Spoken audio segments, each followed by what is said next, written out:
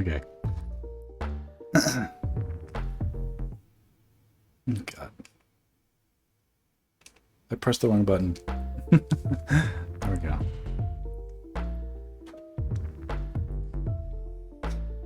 Boo-da-doo-da-doo.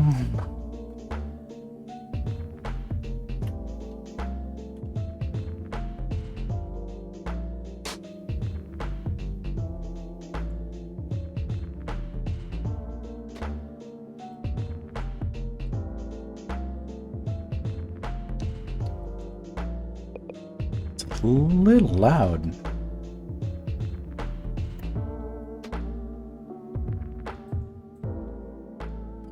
Potentially too loud. Danny, will you let me know if it's too loud?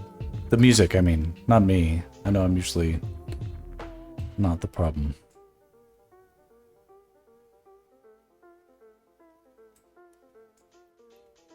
It's tricky, so.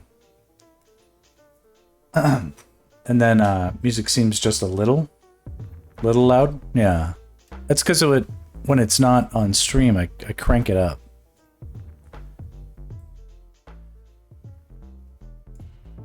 This is at like 55%. Maybe that's okay. I don't know. All right, good enough. Yeah. Can you hear the fan that's going on in the background? It's like drawing. My office is like this dead zone. Okay. You might hear it when I talk, but you probably don't hear it when I don't talk. Anyway, my kiddo fell asleep. Finally, after bouncing on the couch for hours, watching Karate Sheep on Netflix, which is a funny show, and eating quesadillas. Yeah. Karate Sheep is fucking funny. It's like Ren and Stimpy, but it's like, I don't know, it's like from like Europe or something. And it's not anywhere near as bad as Ren and Stimpy. Ren and Stimpy is like the original brain rot, you know? Anyway. So, here we are. We've got all this great data to sort of play with, huh? Well, so full disclosure, you know, I'm all about transparency. Yes. And some may say that from time to time, Max uses performance-enhancing substances. And I'm here to address the allegations. Yes, there are truths and there are partial truths. But the whole truth is, yes, I'm enjoying some wine and I'm sleep deprived as usual. And that's the secret to being a good artist, is to make your brain so absolutely flat and like think of a mind. Think of the difference between like you crack open a fresh can of even Coca-Cola. And I'm a Coke guy, but like Pepsi just feels like it has more fizz. I don't know. That's just me. And yet, then you have to imagine like dark, flat root beer from like the day before. And that's my brain on a perpetual basis. And then you like pour wine on top of it and stuff like that. That's the mental state of the artist, is unthinking and it's merely a medium. It's just energy transfers straight from one end to the other. There's no interference. There's no interference. It's from God's lips to your ears. There you go. Yeah. I'm just the antenna. I'm the messenger, if you will. Right? Yeah. The practice, the zen of art, is to blank out, be the conductor, the superconductor, if you will. Few will achieve the superconductor status, but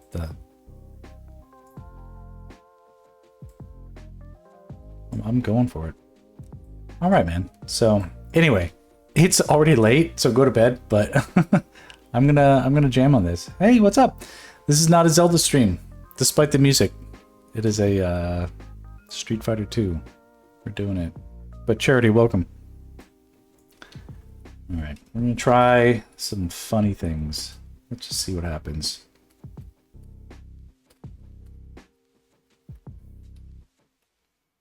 All of this will be bad.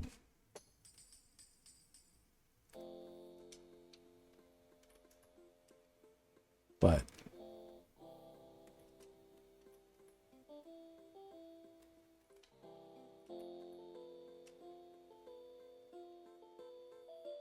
I think by now we know my process has a lot to do with like making things dark and then we lighten them up.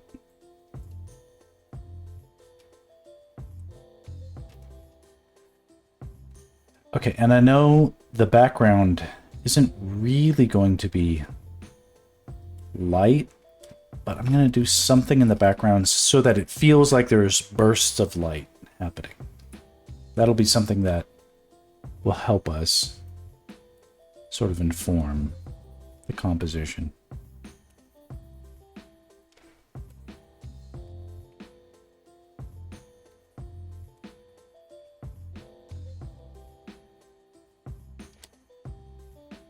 This is POV.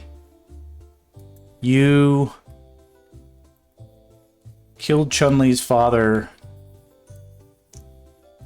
30 years ago, and now she is here for revenge. And you don't know what's you don't know what's going on. So that feels like there's light happening in back, and we need to add nuance to the light in the front.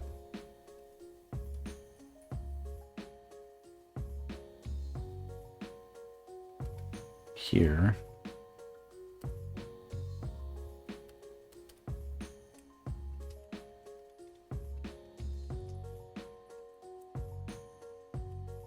I'm going to try and I'm going to be smart as I can about where light is going.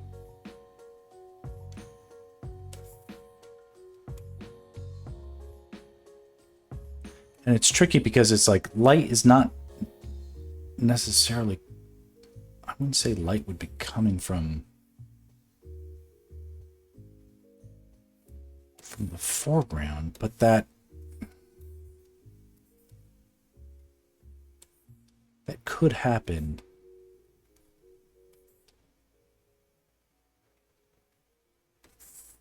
It could happen theatrically. It wouldn't happen realistically, but it could happen theatrically. So Danny asks, how do you learn lighting? And the reality is, lighting is an illusion. It's just what your brain decides it wants to see.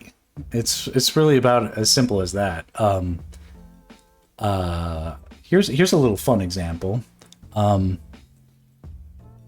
Take some mushrooms and lock yourself in a dark closet and describe all the light you see. And then you realize that it's really just a matter of whatever your brain wants to show you. The lighting could be reflecting from other areas you can't see. Of course it could, yeah. And in like a theatrical setting, there is like, hold on. I'm going to pull up something iconic because it just occurs to me. There we go. We're doing things right today. All right, I'm going to type in Indiana Jones. What do you think is going to be the first thing that we're going to see? Yeah, holy shit. Okay. If you guess this, then you're a normal person who has at least some understanding of how the world works. This isn't AI, but like, where is the lighting coming from? Right? Where's the lighting coming? He's in a fucking cave. Where's all this light coming from, right? But there's this gold studio lights. It's exactly right.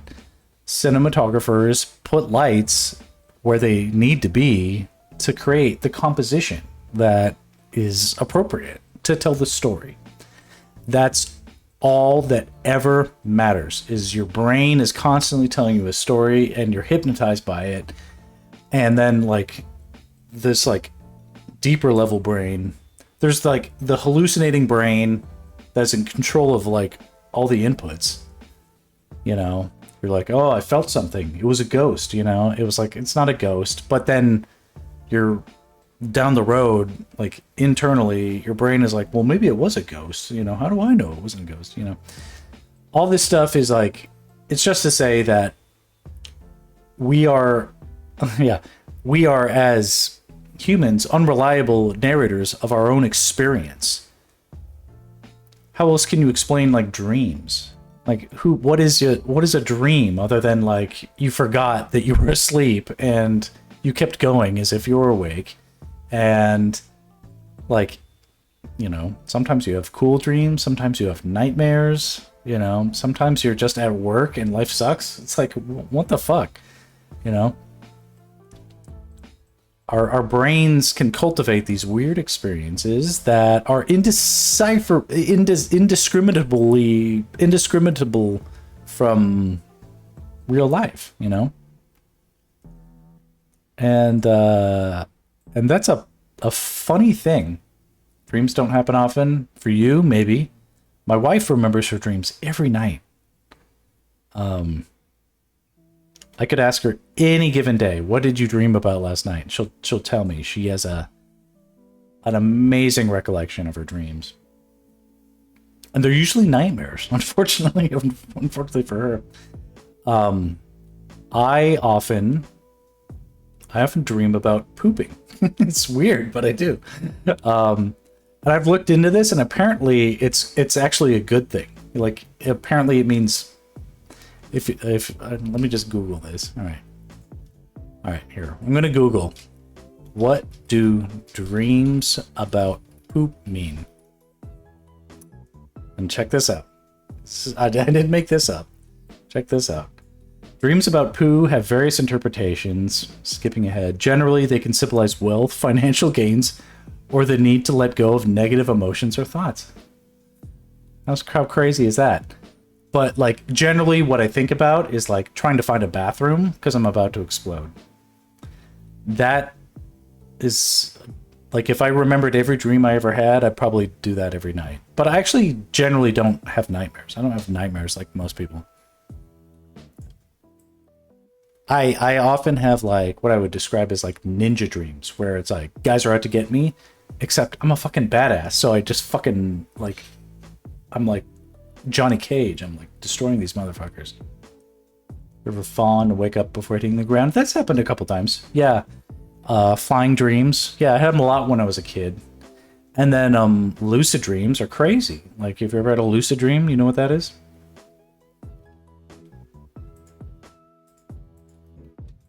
Yeah. Well, you know, what can you say except only one experience of a lucid dream? All right. Well, I mean, they're crazy. I've had a few. I had a little run of like lucid dreaming where I was like, I was young. I wasn't sleep deprived like I am now, you know, and I was like cultivating my mind. I was like trying to be a crazy artist and like learning about all this shit. And you know, I got as far as like to sort of get frustrated with it because it's like, I'd be crazy lucid, but only for about 5 seconds. And then I get excited and wake up. And it's like, okay, well, what can you do with that? Artistically, like, you want it to happen. Yeah, for sure. I mean, there's ways to do it. You gotta, yeah, well, you gotta Google and you gotta make a dream journal and you gotta do all this hard work. And it's like, fuck that. When I go to sleep, I want to not be working hard, right? But anyway. Everybody should sort of get into it for at least a little bit, but you know, I don't know, then get out of it, because it's another thing where it's like, okay, that's not the answer either. I don't know what is the answer, but the takeaway lesson is that your brain can convince you of anything being real. And You know, you could be watching a movie like Red October, and your brain will convince you that Sean Connery's Scottish accent is a is a Russian accent. It's like, no. It's fucking bullshit. Or you could be watching Robin Hood, Prince of Thieves, the Kevin Costner film. And Kevin Costner, that talks like this, except less interestingly, he's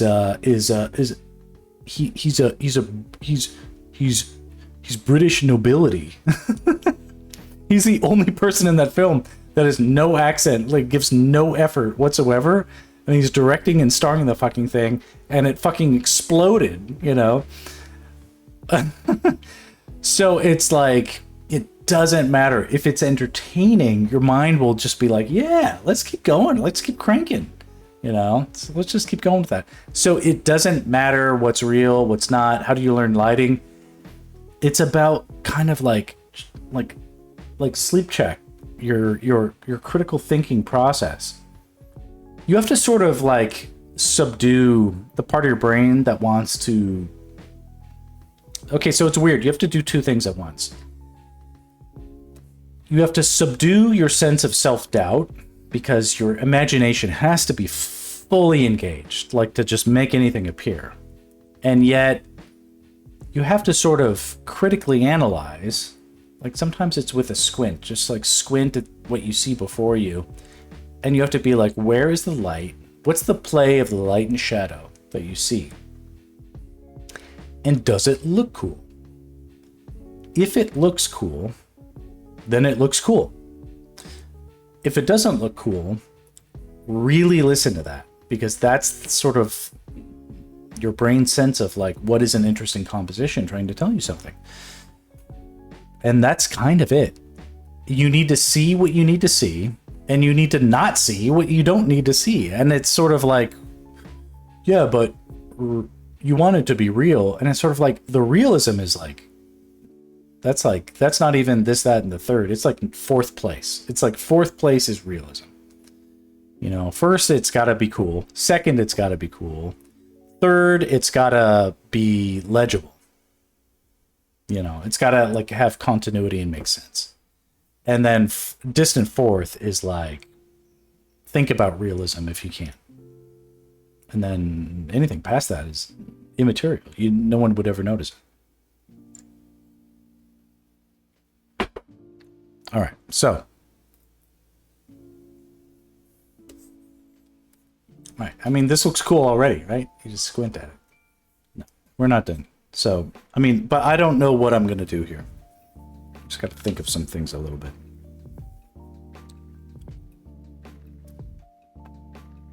So this is all being done into like a single grayscale layer that is just laid on top of everything. If I put it to the top and set it to default, this is what I'm drawing into. It's this sort of like plate. It's a filter.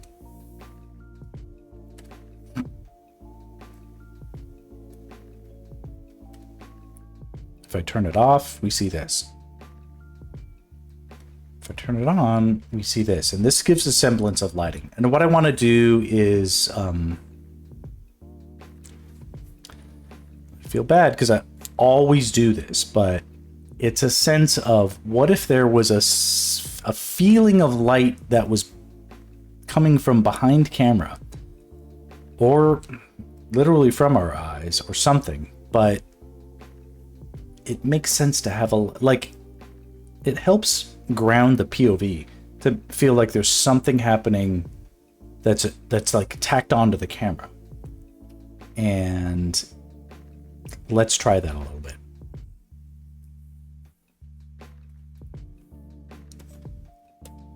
And everybody go to bed. Just listen to me rant or whatever, but just don't be up late. You don't have to be. Okay. Looking at all my different... Okay, so this brush is it's a modified airbrush called the taper detail error, and I can use it. Let's see. Add multiply, a little bit of gray. And this will just sort of build up some grayscale tones. I just want to feel like things are... Whoa. Receding. I want things to recede where I want them to recede and come forward where they come forward.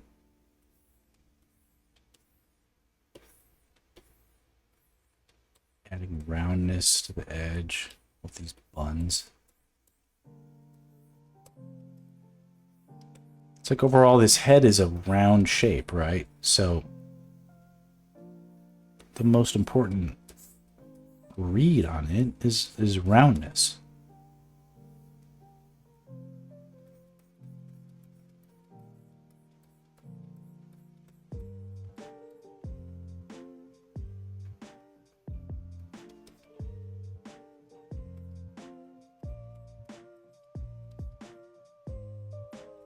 Trying to get a sense of depth.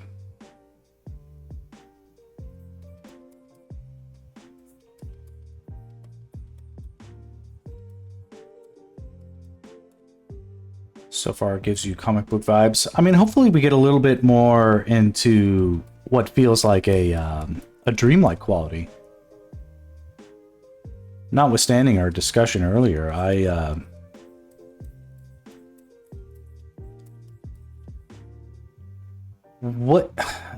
Danny, what I'm trying to get at is a vibe that feels like it's like this is it. This ultimately just comes down to it.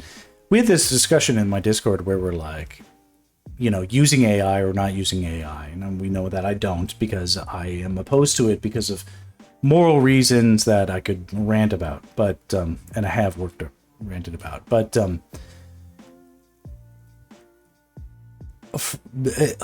again, this kind of like how a bodybuilder might look at steroids. It's like, should I take these or shouldn't I? Well, the answer to that question is a sort of like, well, what are your goals sort of thing. And I look at, so this is my perspective. It's like me as a, this is the question. Is it like, let's say I'm a natural bodybuilder. I'm like a shrimp, but let's say I'm a natural bodybuilder and I want to be bigger than Arnold Schwarzenegger, who, you know, he did take steroids to, you know, achieve his fame at Mr. Olympia.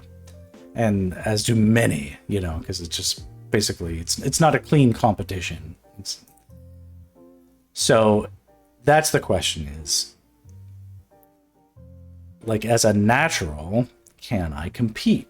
Kind of a thing. And my definition of natural is not everybody's definition of natural. Some people would say that me using a computer makes me not natural, right? And I would say, like, you have a point from your perspective, right? So, you know, so we all draw the line somewhere. But I guess where I'm drawing the line is natural is like pre-2020 tech, because after 2020, AI really started to make strides. So any techniques and reality like tools that existed pre-2020 are sort of on the table. So certain amounts of up-resing, that's definitely on the table. The gradient map stuff that I use to color, that's been around since like 2010 or something like that, or earlier. And you know, and some of these new techniques I'm sort of trying to invent on the fly. But Gen AI is bad for your health, and everyone else's too. That's the problem with Gen AI, is because it's not only bad for your health, it's bad for everybody's health. It's got this radioactive quality. So imagine you took a steroid that not only shortened your lifespan, but like everyone else around you. You don't want that shit. But in the effort to, but like you could imagine that Imagine a steroid that was even more powerful than steroids, but they shortened your lifespan even more, and not only your lifespan, but everyone else's. Now, people who had any semblance of conscience would be like, I'm going to very sparingly experiment with the potential of this drug. But some who are unconcerned with the consequences to themselves and others, mostly to others, I guess that's the point, is it's like the consequences to yourselves are minimal, right? Theoretically, if you get away with it. But the consequences to everyone else are hyped up, are like more, right? They're cranked up. It's like, I'm sorry, but like, you're kind of getting into like villain status there. And so it's like, you know, if you're disclosing it, that's about as much as I can ask for. But like, also, you're tampering with shit. Like, I'm not sure you quite understand. It's very problematic. Here on this stream, we do things the hard way, aka pre-2020, with pre-2020 ideas and consequences, and we'll see what happens. But like, that's the question: is can I, with like natty status? I'm like trying to make an analogy here, compete with roided out guys on the big stage. We'll see. I'm frankly, like, storyboard wise, like I'm doing okay there, but you know, science is progressing. They might get there where like it gets trickier. So what am I gonna do? I don't know. But you know, there are people out there who are like, I'm about the natural aesthetic. And those are the people that I want to follow and like and subscribe. So I don't know. That's the idea. All right. So anyway, Danny, where light feels like it belongs, we encourage it. Where light feels like it is hurting us, we discourage it.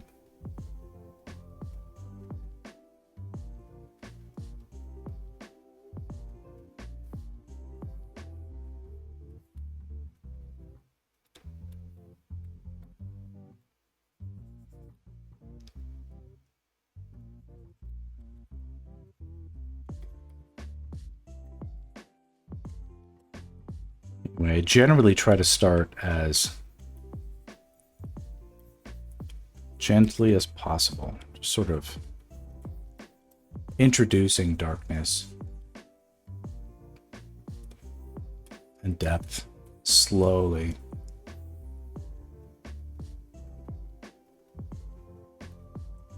And I go back and forth. Where is she fighting? I kind of see this at like a seafront area. I feel like that's where it feels safe to, like at a harbor, it feels safe to launch off a bunch of fucking fireworks.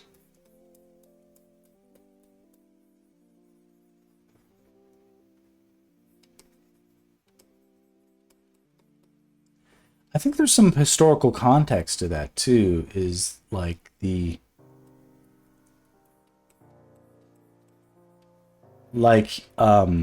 Ken, the Street Fighter,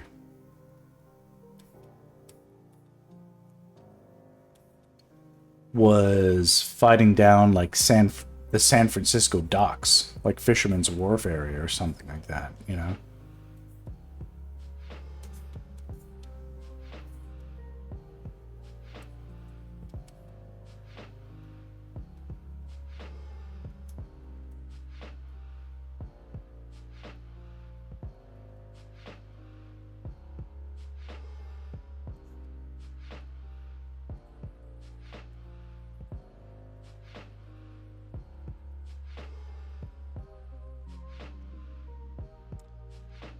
I feel like I'm losing it a little bit.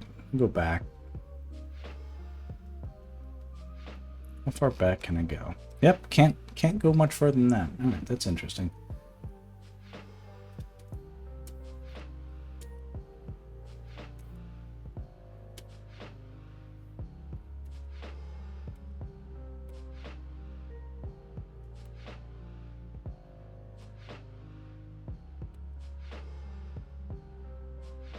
But if you follow along with me and you squint, you can kind of see the justifications. Say hello, welcome.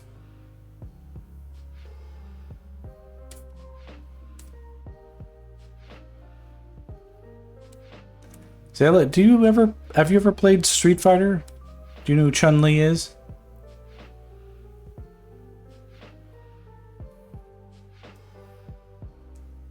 You do, okay. This is a good indication of how old I am. Was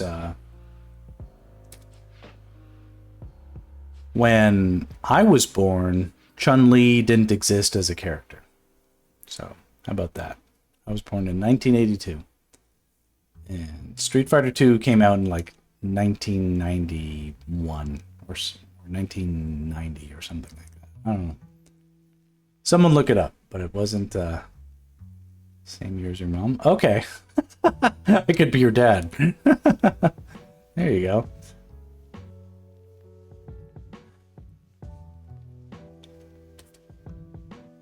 Ah.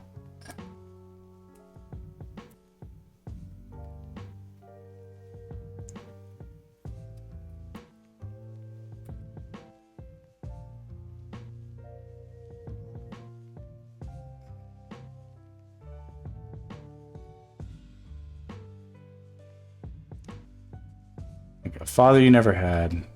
Yeah, I feel like that's a interesting theme of the day. Not pertaining to me. Like I know my dad very well, but right now my wife is at a memorial service for her dad's, so my father-in-law's late wife, and she's sort of being forced to confront a few ideas that are tricky.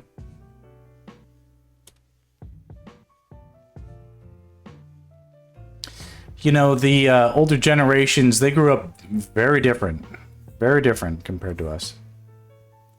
Street Fighter was released on August 30th, 1987, yes, but Street Fighter 2. So Chun Li was from the lineup of Street Fighter 2. Zayla, what year did Street Fighter 2 come out on the Super Nintendo system?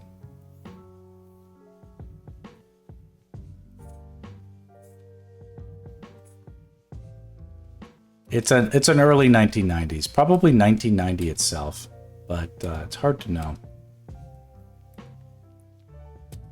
Maybe 1991, 1992.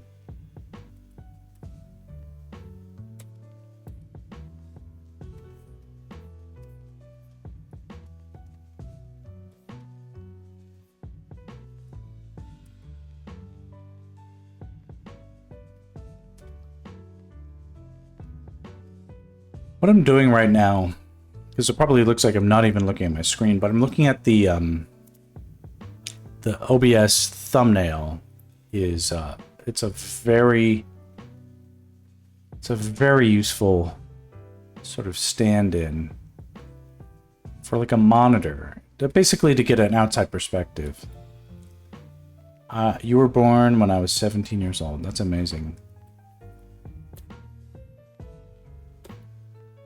17 years old.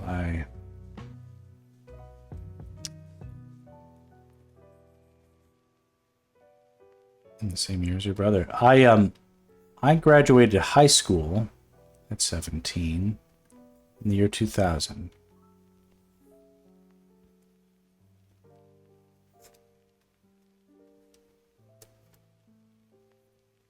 $1992. That's when Street. Thank you, Zayla. The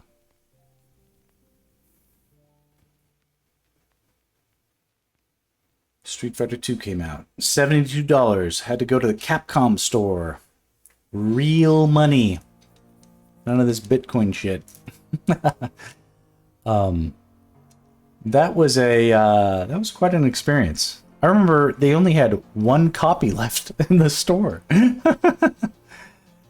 I was like taking this shit over to the I don't know if I can demonstrate. You could imagine being like you're like, yo, it was like I had the Holy Grail. No, I don't still have that. No. That so many generations of video games ago. It's crazy. Only in retrospect do we feel like we should have saved any of that shit. Like, I used to have, like, 40 Nintendo Power magazines. Like, if I had those right now, I'd be looking at them non-stop. It's, like, amazing stuff. Luckily, they're all preserved on the internet, and I can look them up. But, yeah, you don't know what you got when you got it. It's crazy. Anyway. Okay, so this feels like some interesting lighting is happening. It's not the same. No, you want to flip it, you want to feel it, but at the same time, you gotta be okay with what you got. So it says, I've recently played Street Fighter 6, but I still have one more game from Capcom, which is Devil May Cry 5, and I love it. Capcom. Good shit. Let's see here.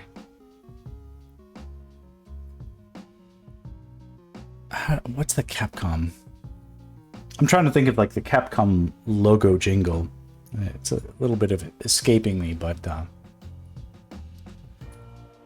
the Street Fighter 2 was a worldwide phenomenon that lodged into everyone's brains and lives rent-free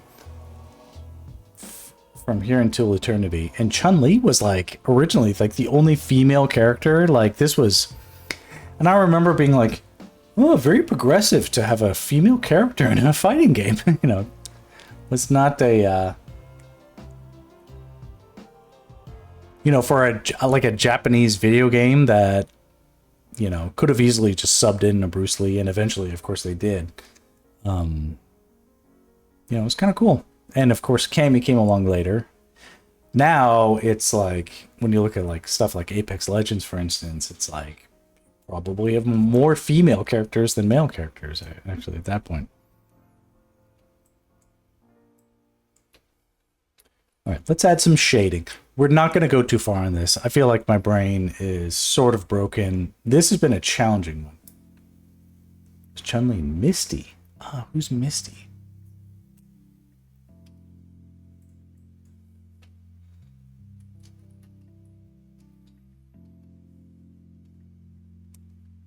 Street Fighter 3? Oh. Oh, wait. She's from Pokemon. Misty.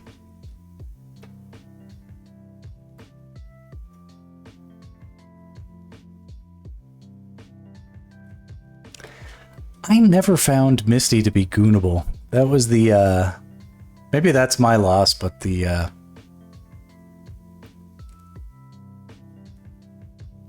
Cammy is the one. She's the, played by Kylie Minogue in the Street Fighter movie. The GOAT. All right, I'm going to do an attempt to add some... Here, we'll do a quick iterative save. My philosophy is this. As long as you save often as you go along, you will be okay, right?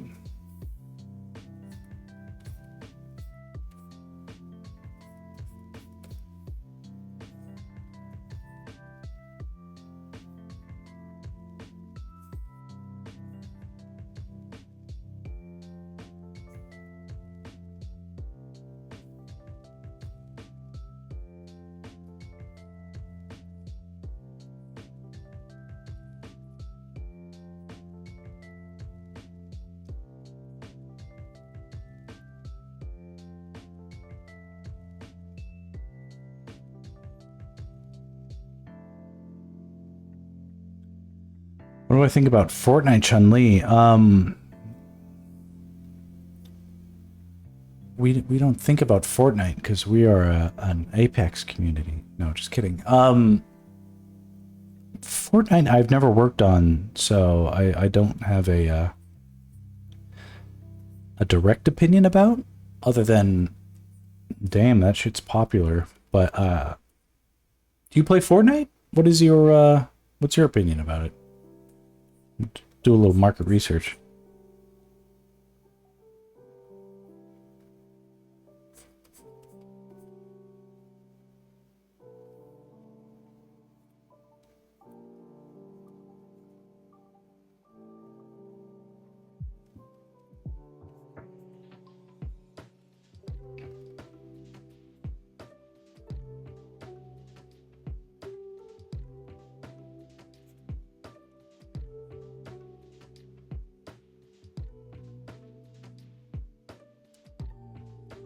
Says my opinion about Fortnite Chun Li is that they are exaggerated the skin. Are we talking about they did a good job making her in 3D? Not super used to that. The I'm going to say that if I'm sort of reading into Zayla's commentary a little bit, I think I agree. A lot of Chun Li takes that I see are sort of, they're not quite right, in my opinion. I don't know what the right opinion is on Chun Li. I mean, it's like, at some point you have to like defer to the game designers. They have a jurisdiction and all to decide what is appropriate for the characters, but sometimes it just feels like they're like, okay, you're sort of pushing them into weird proportions that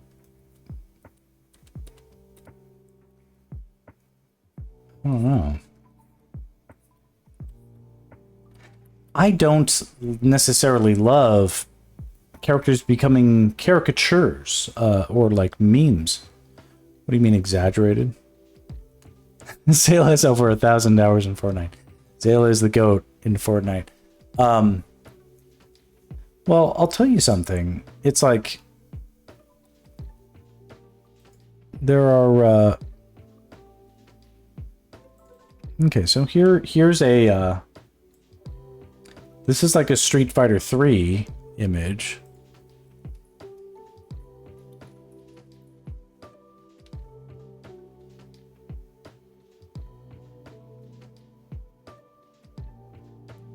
And, or I don't know if that's Street Fighter 3 or whatever, but like,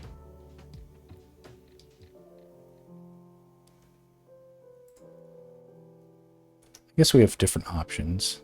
This looks like it's official game art.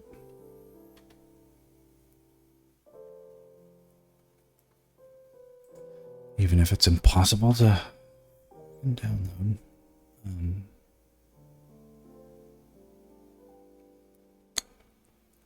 Okay, how many times do I have to make a screenshot of it? There we go. Okay, I mean, we can compare these sources.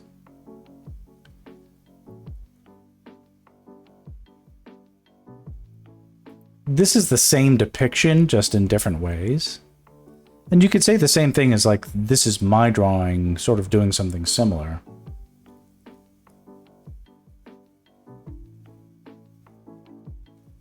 But I'm just sort of like, okay, those are their own interpretations, but like, this is the Chun Li that I grew up with, right? Okay. You know, there's some serious attitude in here that I'm trying to bring back, and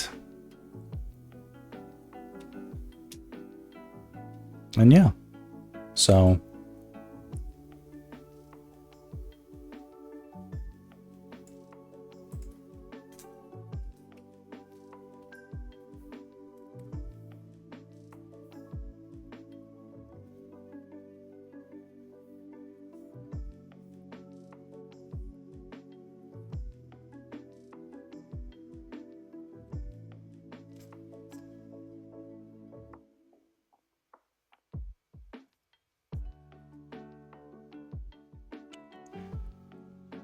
I think the original design was right on point, and I feel like a lot of subsequent takes, you know, and I hate to be like, oh, I'm conservative on this matter, but I'm like, I guess I am.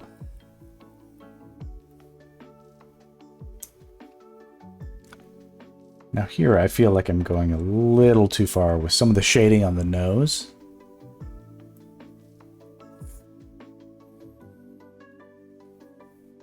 Feel like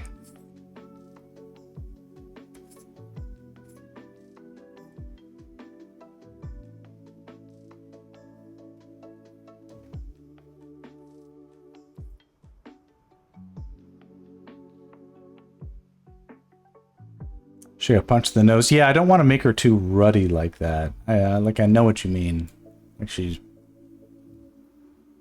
either that or she's been drinking. Been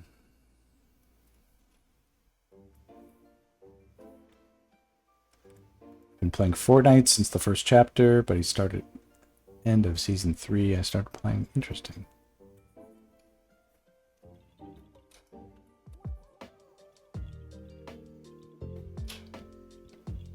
Fortnite season 1 was probably 2017, right?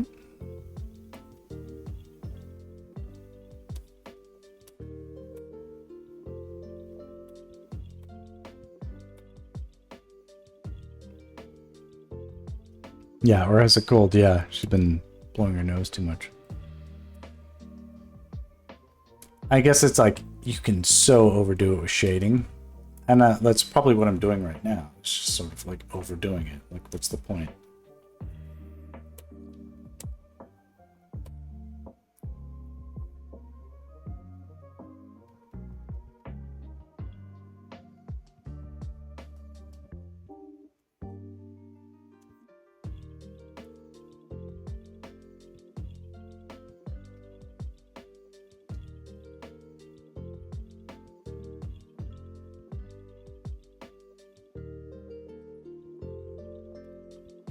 Still, we'll just keep pressing on. We're gonna make mistakes and fuck up until we get it right. That's it. Because I don't have a plan on how to make this work. This isn't a watch me prove my point. It's sort of like I'm going to sort of demonstrate that by fucking up consistently and learning from your mistakes and applying that knowledge to the next fuck up, eventually you will stop fucking up and you will actually come up with something cool. That's like science, right? So doing like artistic science here, right?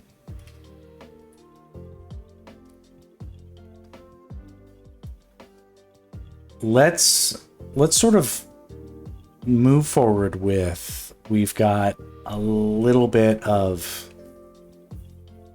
Fortnite had many seasons in 2017. Well, what was the first season of Fortnite? What's the premise of Fortnite? Do they just update it every 2 weeks as a live service game or something like this? I know it's season 0. What year was that? I know it was season 0. Tell me what year it was. 2017. So it was 2017. Okay. It's a seminal year for me. It's when I first became a father. Yes.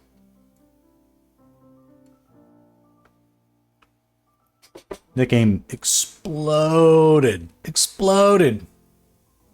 was like stupid. Everybody was scrambling to figure out how we could like wedge commercials into Fortnite. So Zayla, did you see it's Travis Scott, right? The rapper? He had a giant event. 2017, 2018, maybe 2019. I don't know. Did you see it? It was quite the thing. That was one of those years we all realized in the advertising. Yeah, in 2020. Okay, so that was one of those years that we all realized that we're like, oh shit, we need to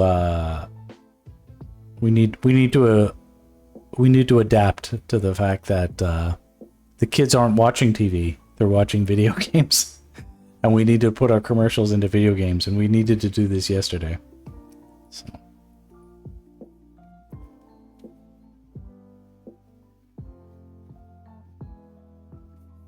All right, let's see here. What can I do? Well, we can always save, and I already did. Okay, so let's just sort of work into this a little bit and see what happens. We're going to create a new layer and just think about, if I squint at this, I don't hate it, you know? So let's think about materiality a little bit. Like the tip of her nose here, if there's a light coming from behind camera, we just need to get a little brighter. Paint that in. Oop.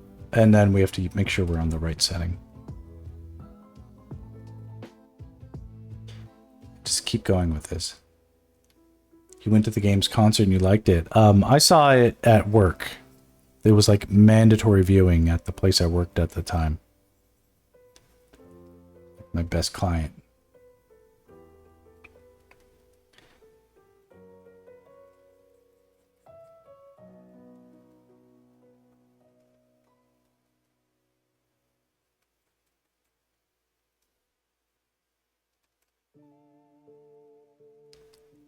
Look at the intensity of this.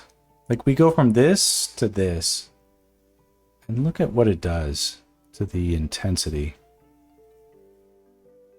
The drama and the realism. And I'm not saying it's like, it looks like she's a real Chinese girl who's like a martial artist or something like that. It just feels like it has depth.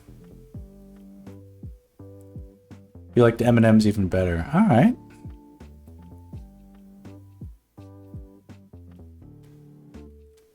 You know, when kids these days like talk about Eminem, that's like when my parents were talking about like Kiss or like the Rolling Stones or something like that.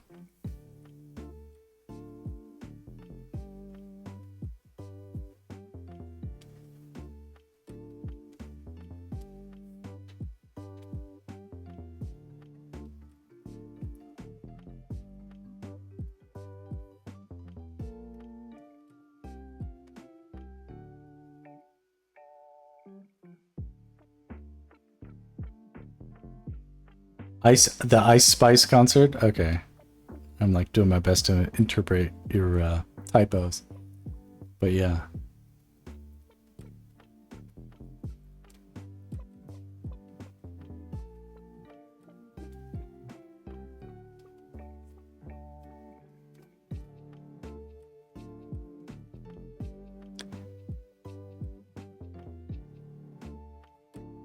Anybody here ever play Apex Legends? That was the, they were my big clients through 2021 through 2023. For nearly 2 years, I worked on all of their cinematic trailers.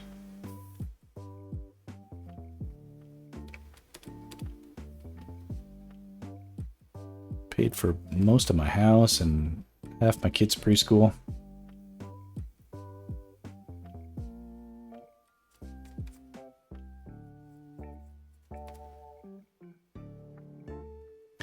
So anyway, Danny, you were asking about lighting, and it's like, look at the drama we can evoke just by putting a light where it can't exist logically.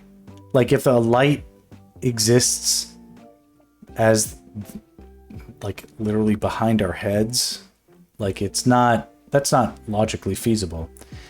It does, it looks amazing. And I'm literally like doing nothing, and I'm to be honest, pretty buzzed.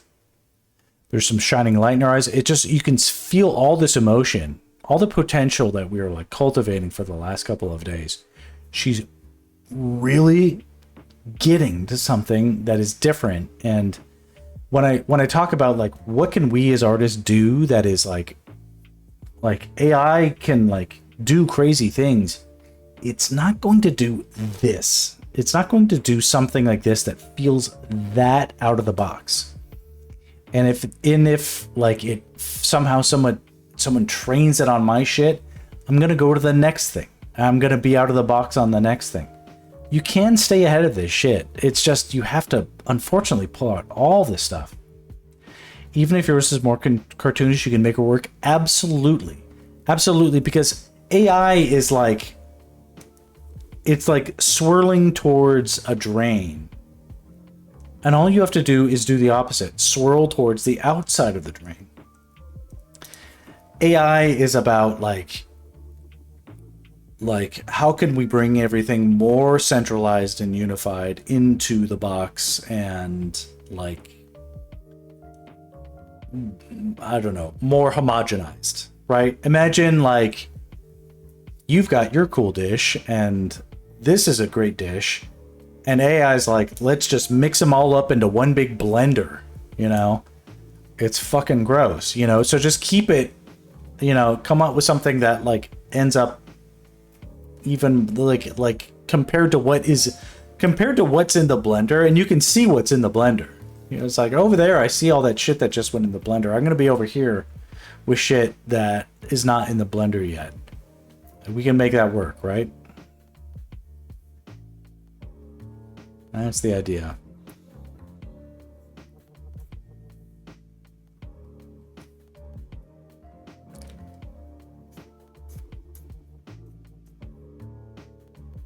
And Danny, cartoony stuff is not easy. That's not something where I'm like, oh, well, that's cartoony. That's not something to be dealt with or whatever like that. That shit's harder, if anything.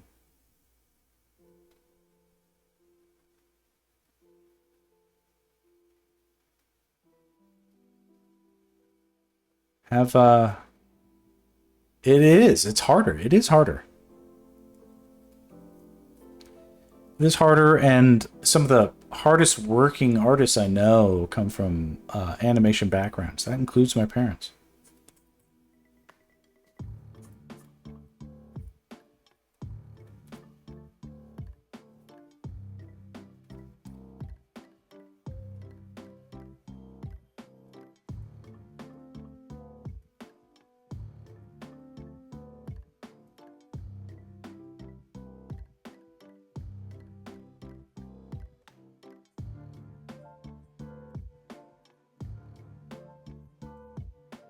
See, that's too bright. The way I'm messing with it, I have to tone this down.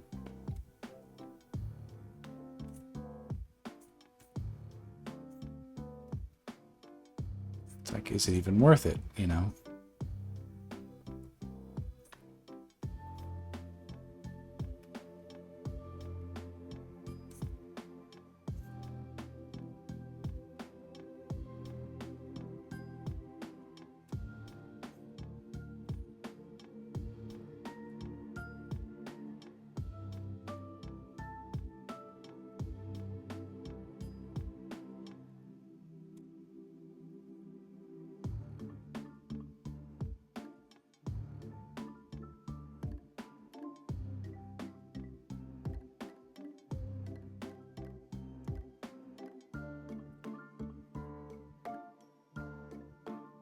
Have I seen Robot Chicken? Yeah, that came out when I was probably your age. I don't know how old you are, but well, whatever. You're like 25, right? Something like that.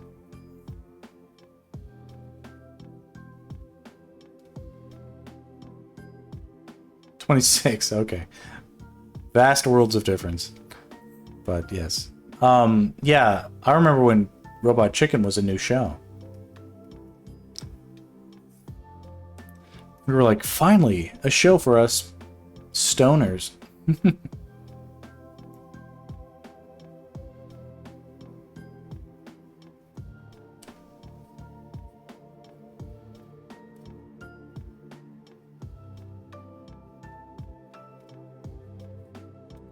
What's your favorite Robot Chicken?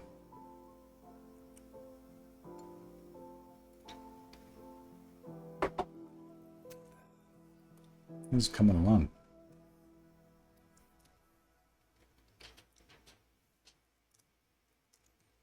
I mean, I don't know. I don't remember a single episode of anything past 2004, 2003. I mean, man,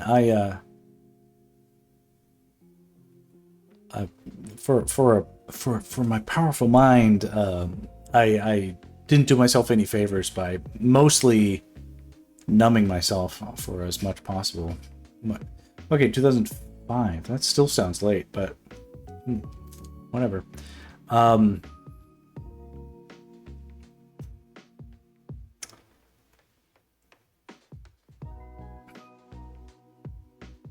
don't know if I remember any specific episodes. Well, why do you bring it up? What's because yes, I do remember Robot Chicken.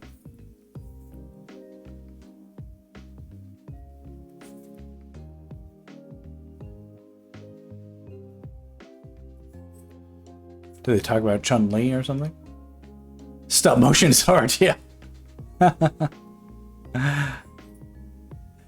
Animation is a grueling discipline. And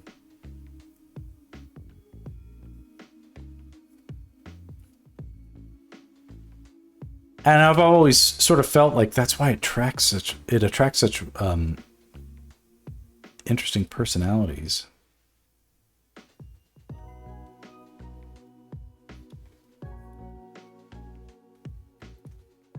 Okay, so let's see what I'm doing here. Is I'm introducing, like, what if we have a little rim light on the underside of her nose there. Let's just see what happens. I haven't done much of that.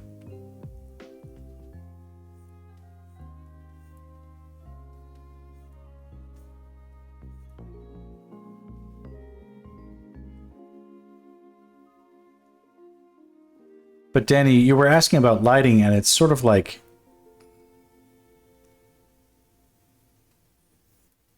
it comes down. No, of course I'm a little wasted, so I'm trying to do it the right way.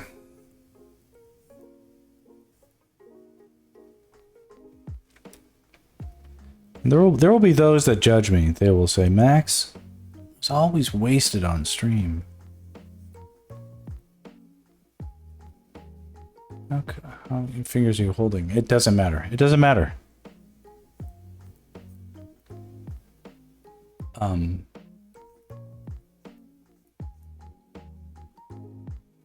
The best artists in history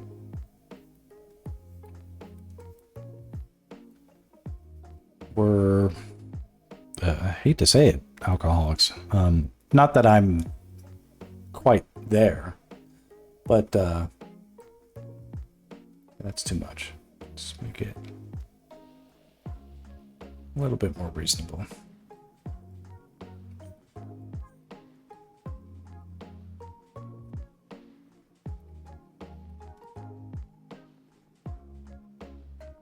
But Michelangelo was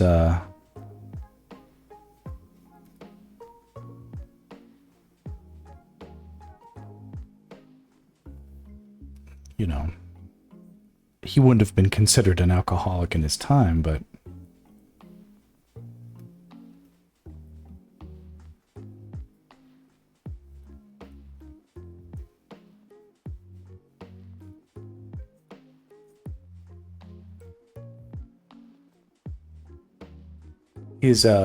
his grocery bills, which are well documented,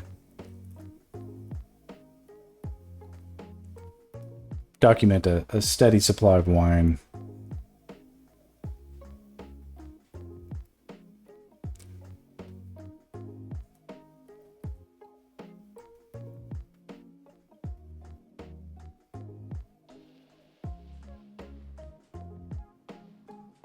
Anyway, it's entirely possible that I end up waking up tomorrow and I'm like, what was I thinking? It'll be like that other stream where I was like, Jesus Christ.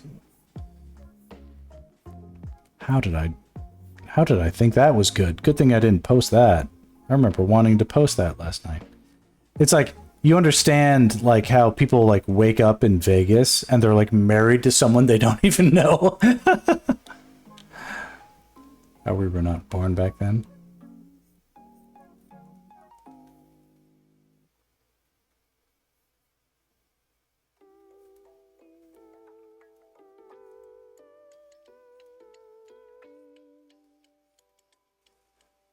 We can't apply the modern lens of what controls us to the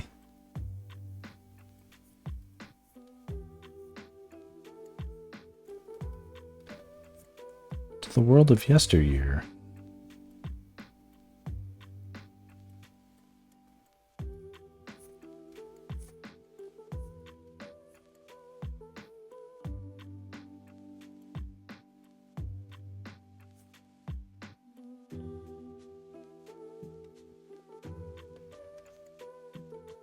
Do a quick save.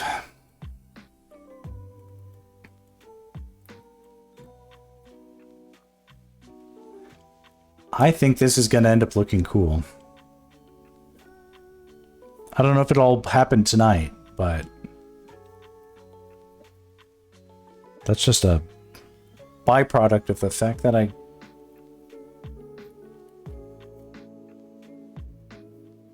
have to be... Yeah, it's like, for me, that's the I mean, Michelangelo, Chef Kiss, thank you. No, so Danny, let me tell you something. Once you sort of get what's going on with lighting, you just realize it's like, oh, I can just light it from here, I can light it from there. And there are different kinds of lighting, and you can learn about them, and you're like, oh, okay. But it all just basically boils down to, if it doesn't confuse your audience, it's good lighting.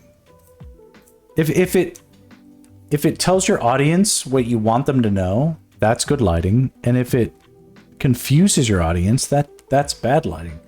And you do it more on backgrounds than characters. In animation, I think your instincts there are accurate. So that's typically how you would approach that stuff. Like, backgrounds have more detail in animation than so the principal characters do.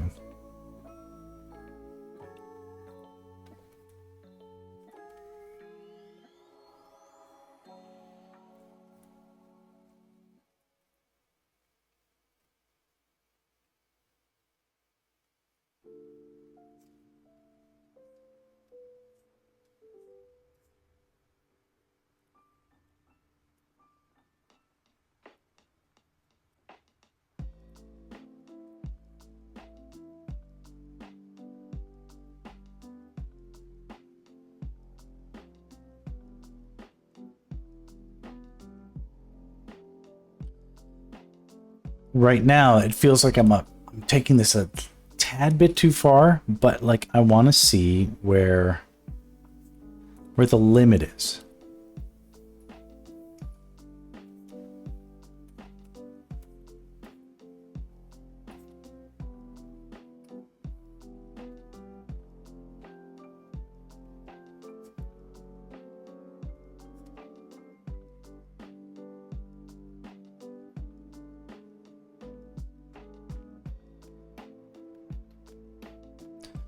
We're going to go back and forth, adding shading, adding light, until it's where we want it.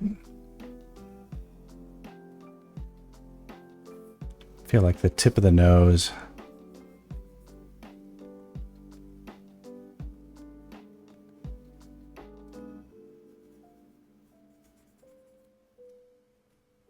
Need a little something.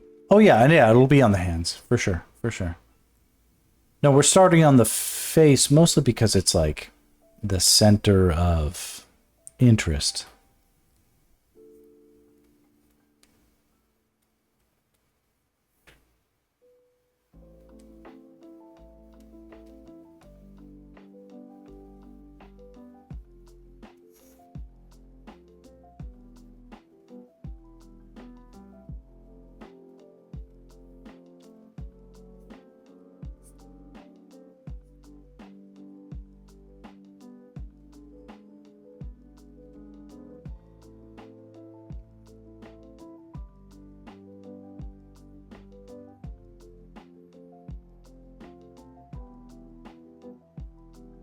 It's too much.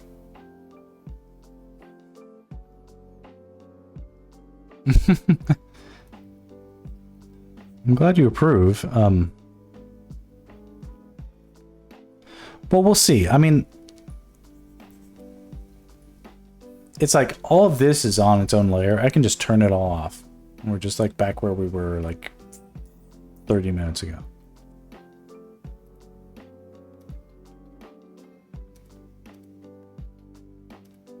I like what we've added, but we can also control it. Like maybe we only go half as far.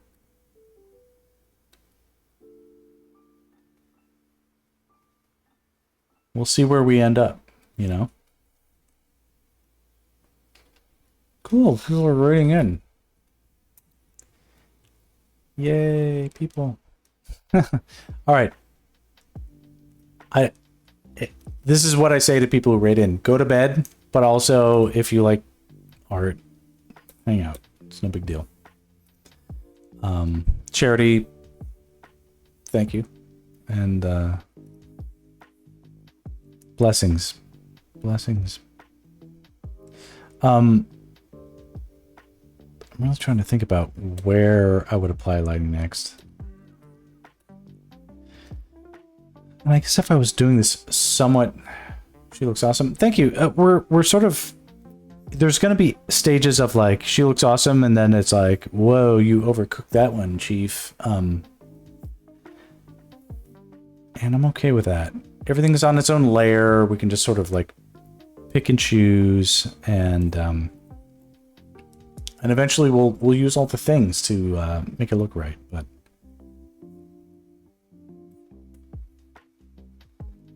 the big challenge for me is always like layer discipline, like just basically paying attention to. Thank you. Yeah, I'm with you where like the end result, like I don't do any things that I don't post. Like, so when the stuff looks good when I post it, it's just because it's like eventually whatever I work on eventually looks good. But also it's like sometimes it takes its own journey and we don't know. And this isn't Zelda. This is the big wild card, is this I'm drawing a chick and it's not Zelda, right? So that's the difference. But you know, I think I can handle this. I can handle this.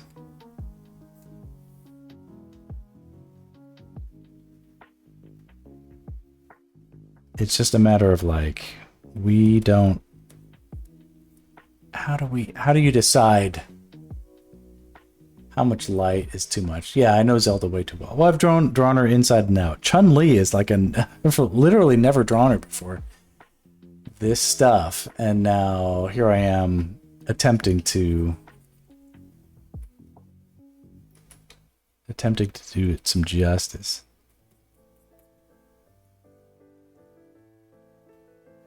Who's your main? Yeah, I was either Guile or Chun Li, and I found them to be like the more easily playable like novice characters. Because I had Super Nintendo Street Fighter 2 back in the day.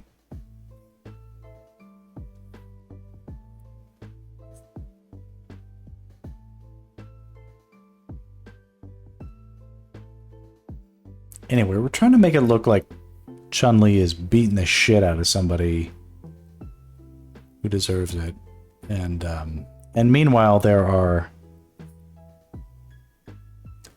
possibly I think the idea is that there are fireworks going off in the background. So like, well, eventually we'll see like shit like this.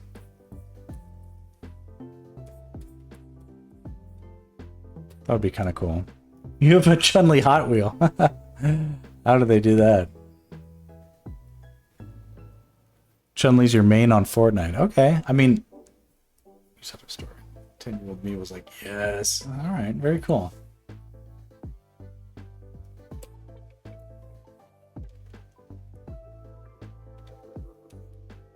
Well, 10-year-old you had some taste.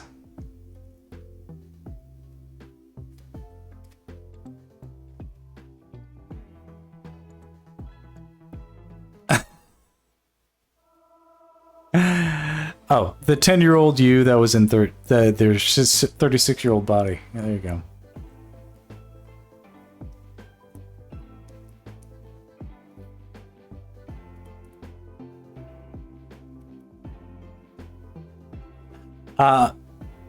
Unironically, like this whole project is a little bit of like me having a bit of a midlife crisis. This is definitely preferable to me like buying a Porsche and wrapping it around a tree or something like that, you know.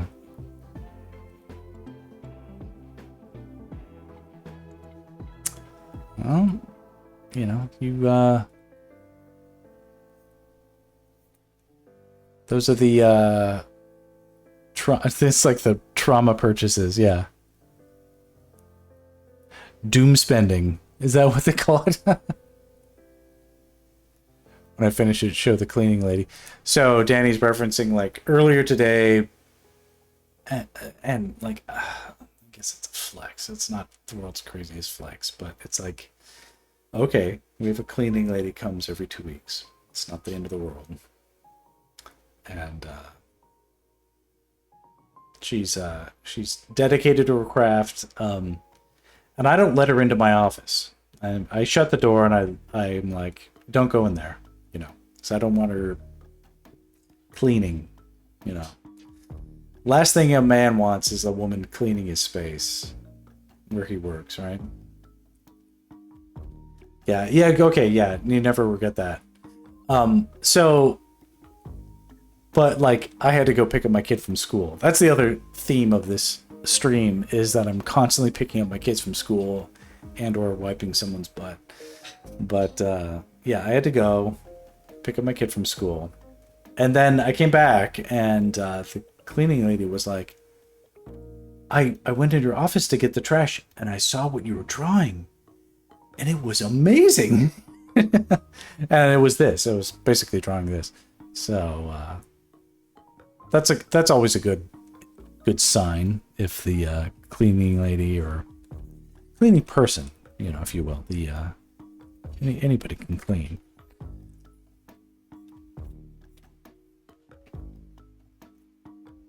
Yeah, it adds a little. It's a little bit more lore to the equation.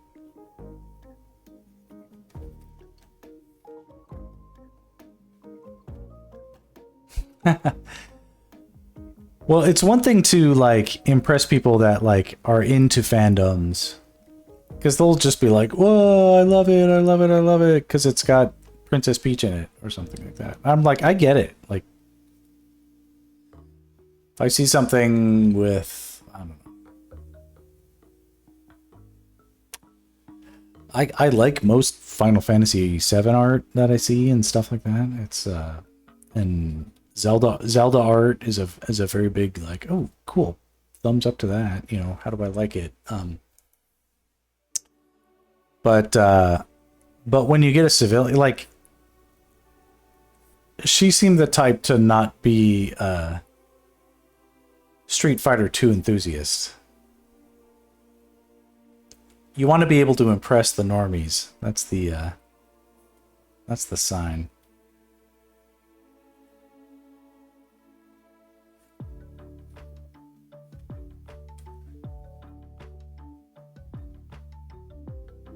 Yeah, that's having a good look.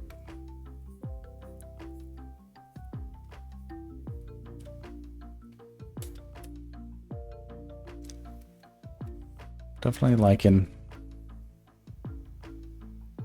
trending here.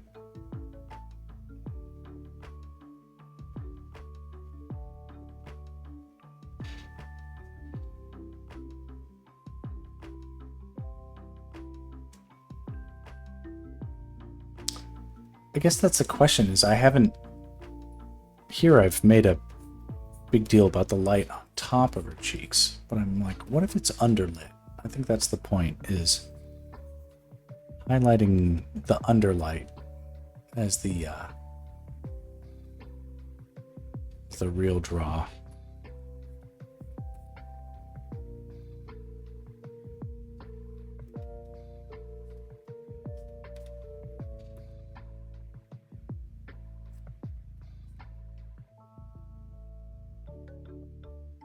You know what can happen is light like this. I learned this from a teacher, is light can catch on the very underside of eyelashes. Just like that. You know, it can be a subtle thing. I'm not even sure if I did it right, but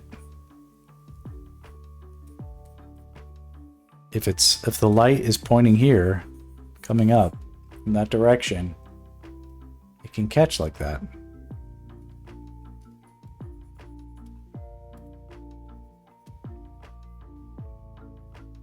On our earrings too? Oh yeah. No. We're gonna get there.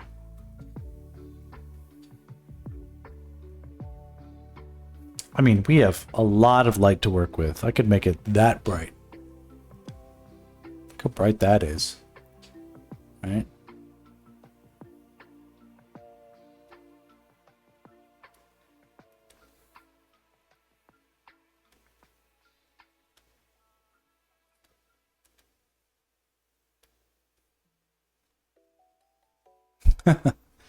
Damn, look what that does. Shit looks real.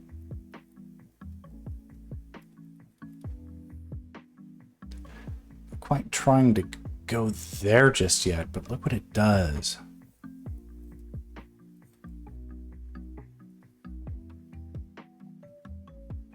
Man, I like it too.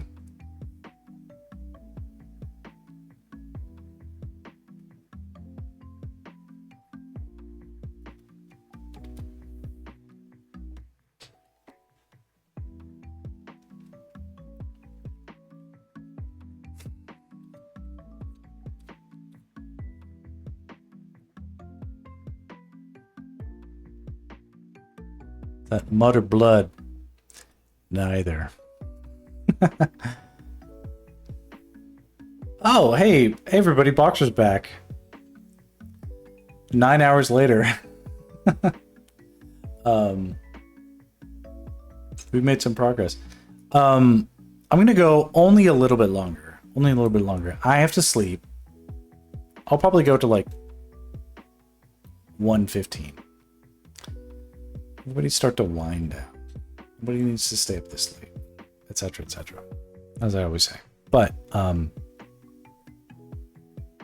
we're definitely excited to make progress, and yeah, this looks cool.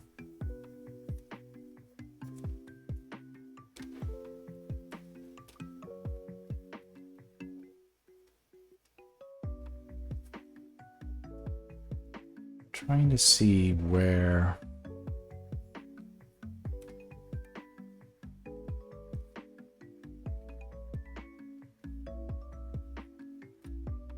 I can inject a kind of lighting control that makes sense. If it makes sense, it's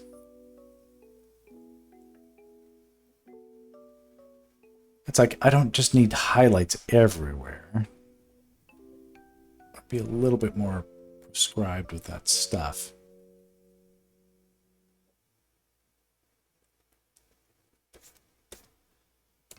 This stuff is starting to look cool.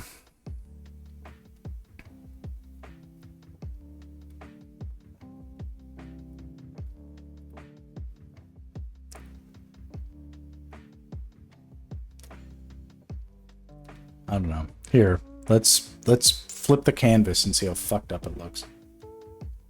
Oh, that's not that bad. That's not that bad. This isn't that bad. This can work. I see some shit that's off, but it's not.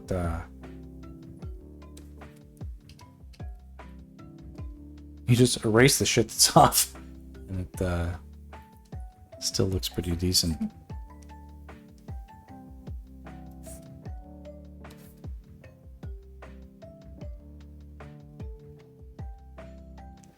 Get it out of there, yeah. Yeah, the flip did look solid. I don't even know if I needed to erase what I erased.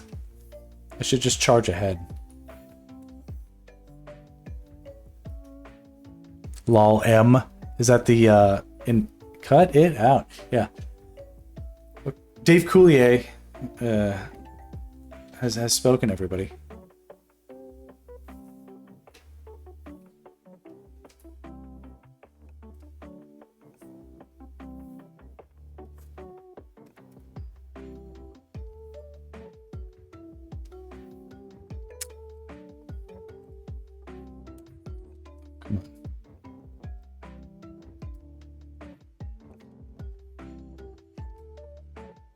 What is going on? Okay, I'm trying to draw. Oh shit, I'm on the wrong layer.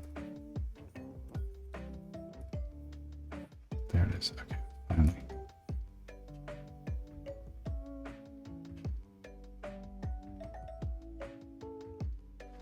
You're used to the other side, now the other side looks weird.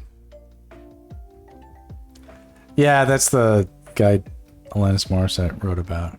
But he was on well, what was that show? You Can't Do That on Television, or was it a different show?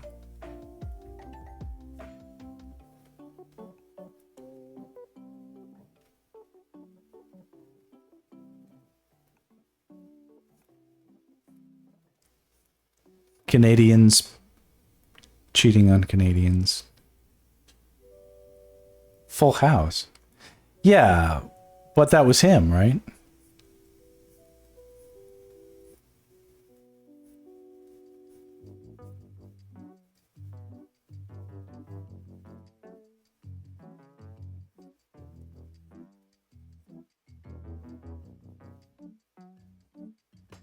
Too much of this. Yeah.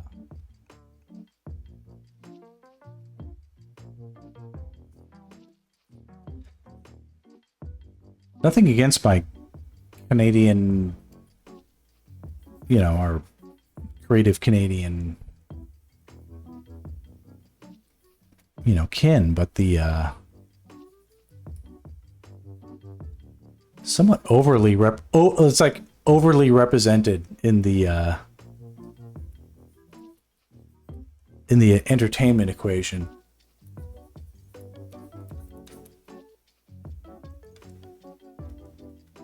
For a population that is like less than that of Southern California for the entire country, they are songs were fire. Oh yeah. Oh yeah, totally.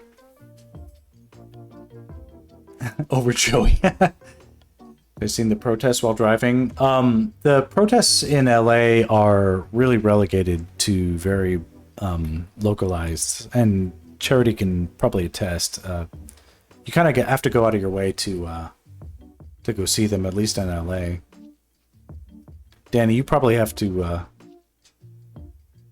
You probably see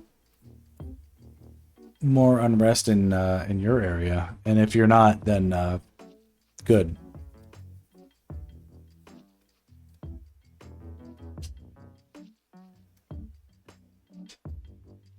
Not at all. Yeah, it's kind of like a.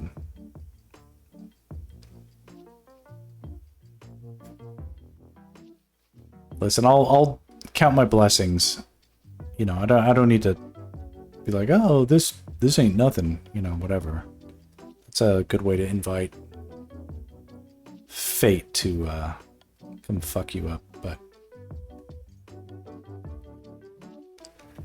let's just be grateful that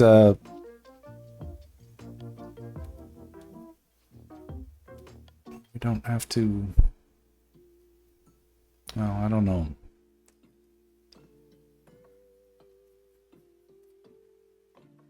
Grateful that for now, things aren't out of control where I live.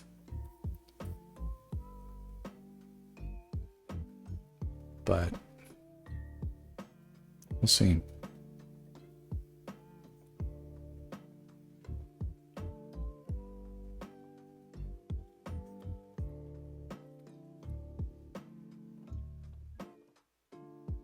LA is huge. Your friend works for the city in downtown LA and yet to see any of it. I think like while the from what I saw in the news, like the optics on the 101 were very extreme. I've yet to really see any of that either.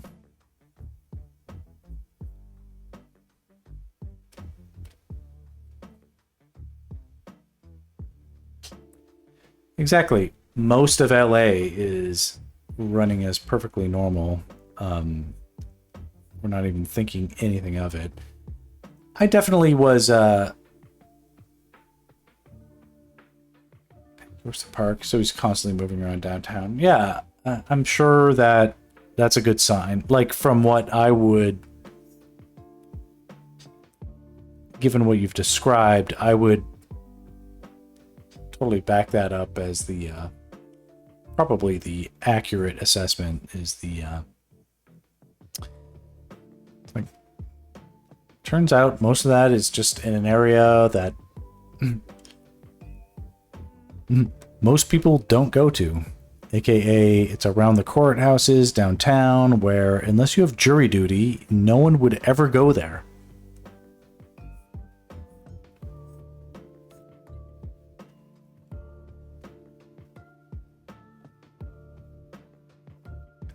I don't know if I'm improving on the situation, but I'll save this a little bit. You know what's kind of fun is that I can save different things at different times, and if I went too far, I can go back and I can take a piece of one thing that I liked on one save and apply it to a thing from an earlier save so that I don't have to feel like I'm losing out by just experimenting.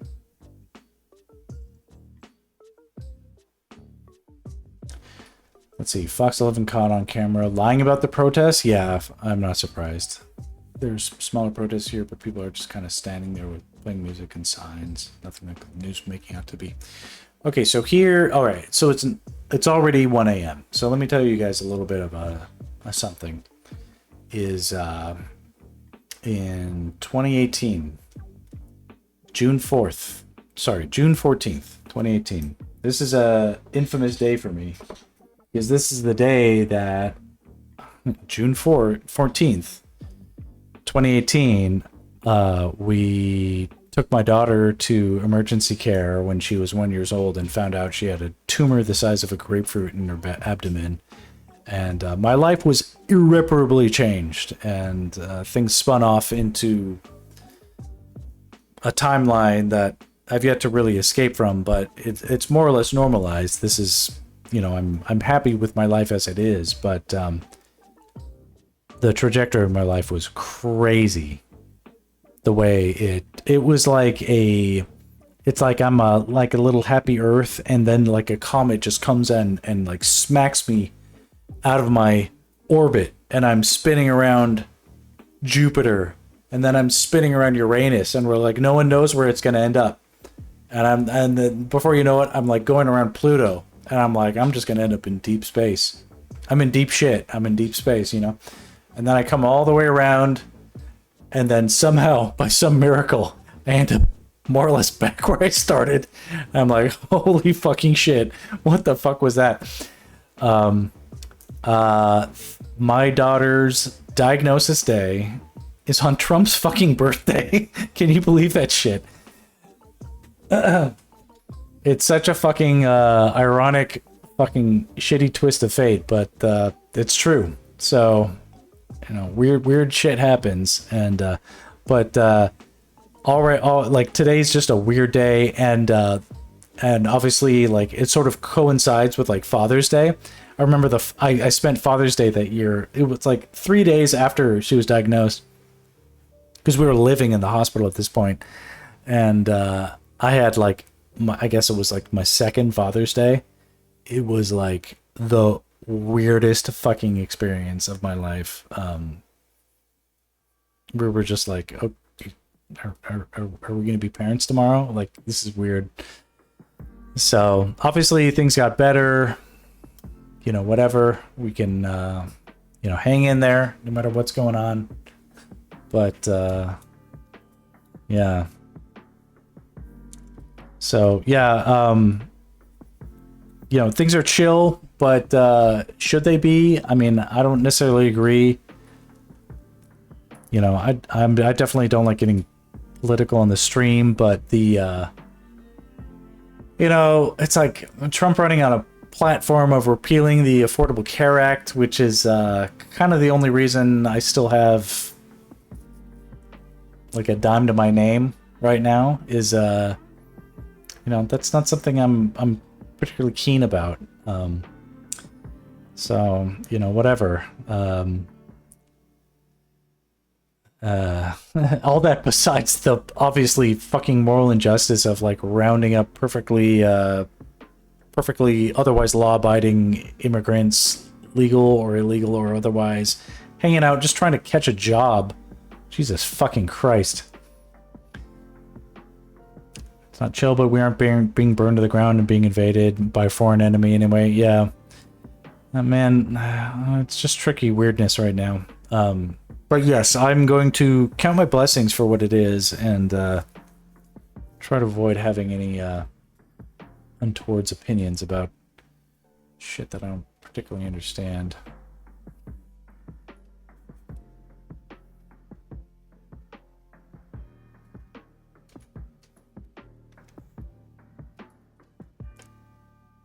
Alright, I can't do too much more. Only because I'm tired and I'm like sort of in danger of overworking things.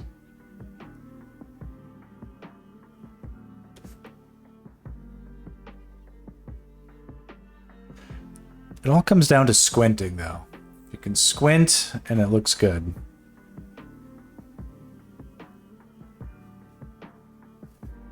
You've got potential. I'm losing brain cells, yes. And it's like the longer I force myself to stay up, like the more brain cells are at risk.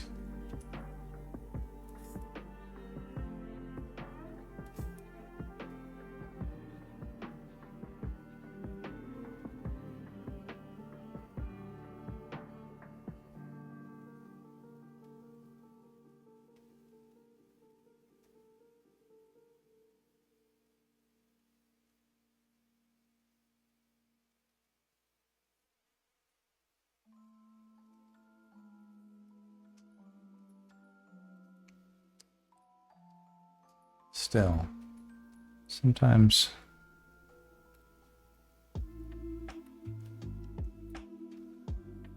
well, what do they say? I saw a fun quote. Subtlety was never part of the plan.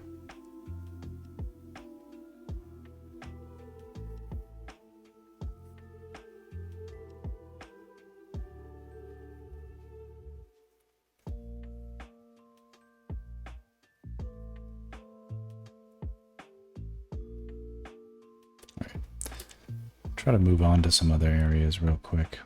Just see what happens. We'll make a new layer.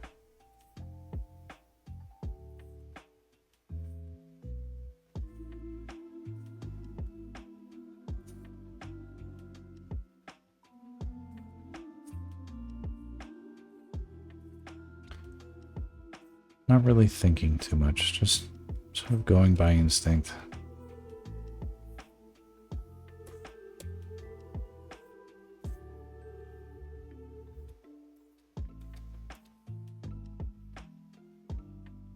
It's like if you squint your eyes down,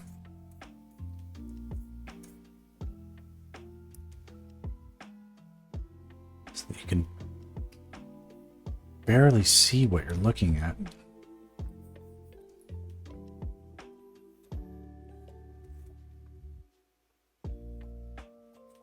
you get a sense of how your brain actually sees what's in front of it. And your mind, your eyes see one thing, and then your mind interprets it in a different way. It's like it's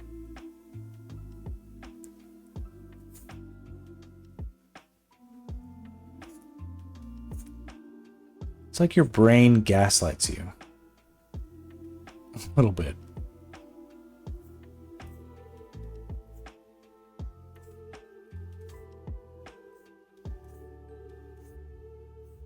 Like you'll look at something totally obvious and then tell you something. It's like, oh, I don't know what's going on there. It's like, no. So sort of by squinting, and you like, and I look how much I'm squinting. Here, let's do this. This is the lesson. Squint like this, so you can barely see anything, but you can see light and dark. Well, what happens when you do that? You're gonna just sleep. Yeah, go to sleep. When you squint tight enough, what you do is you choke off the information for your brain. Your eyes are wide open and your brain is like fully functioning. It's like this spin factory in like the Fox News sense. Like the fake news is cranking, you know? And you will convince yourself that, oh, that stain on your shirt isn't visible, or, you know, no one can see that my car is dirty, or something like that, you know. Meanwhile, if like you squint and you can tell that your car is dirty, your car is fucking dirty, you know. It's unforgivable. You have to be real with the squint. The squint is there to tell you the truth. That's what your brain actually sees, is the reality revealed with a squint.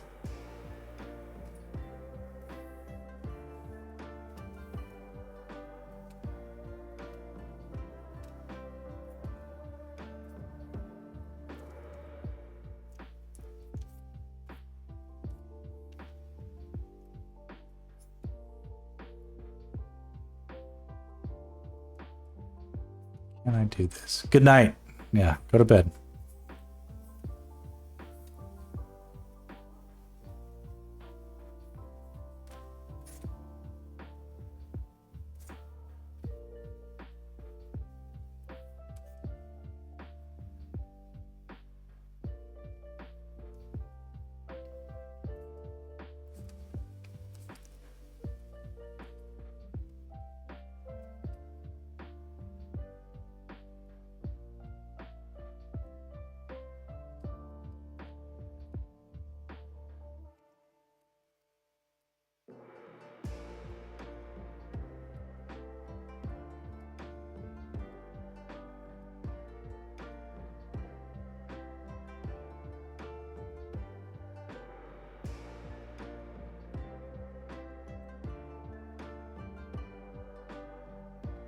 You can do a whole painting this way.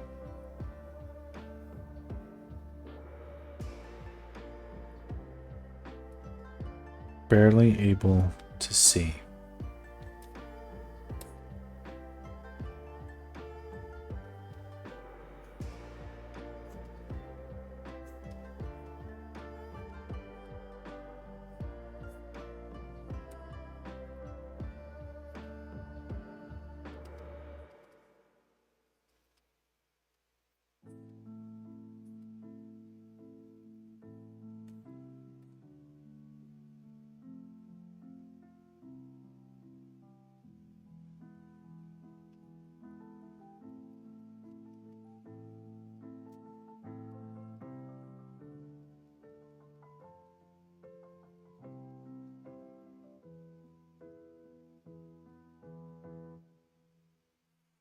Be leaving the lurk. Gotta work tomorrow. Be a great night. Can't see this one finished. Thank you.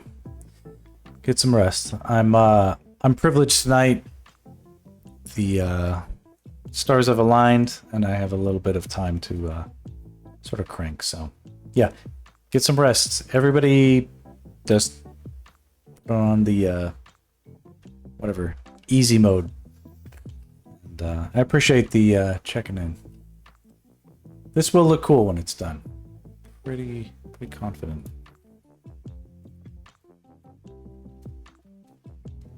So far, so good, at least.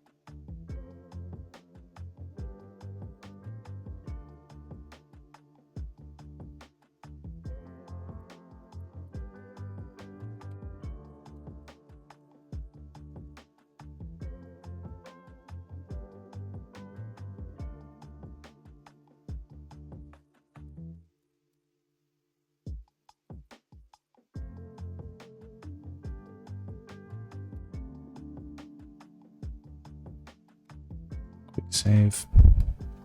All right, we're a little past time. I just feel like going just a little bit longer.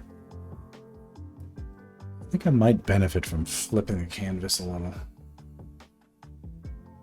I should do this more often for sure. Let's problematic shit going.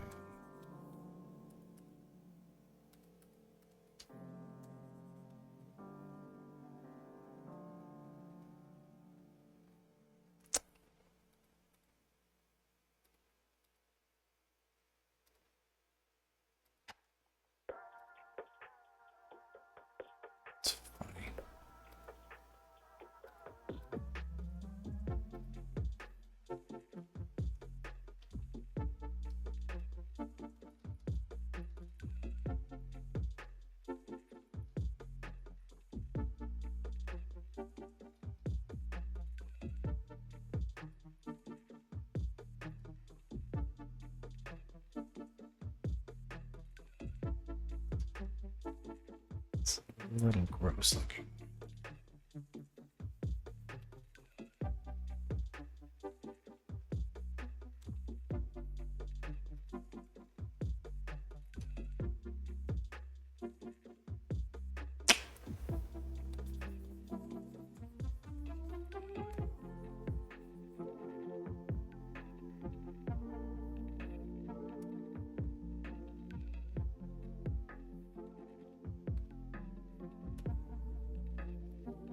God damn it.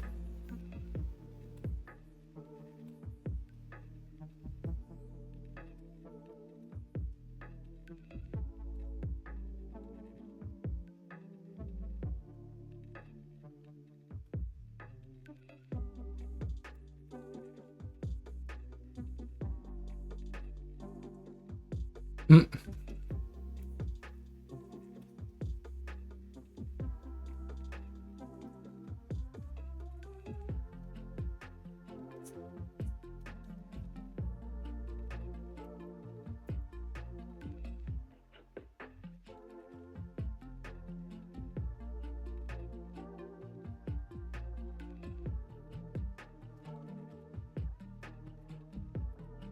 How exciting.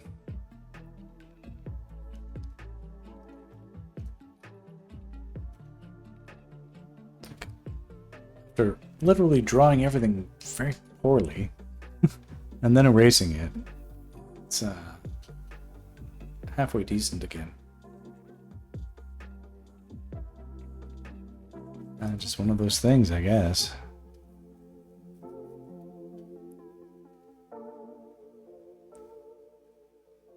Sort of have to try it both ways.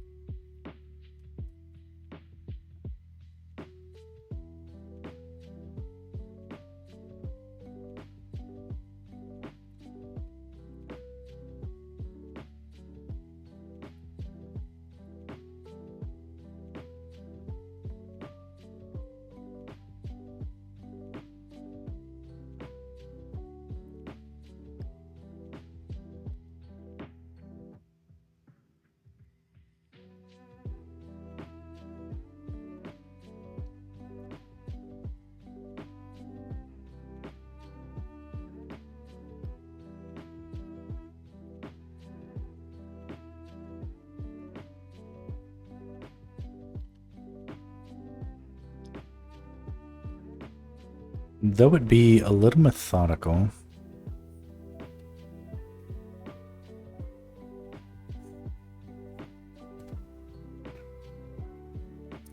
still effective, nonetheless, to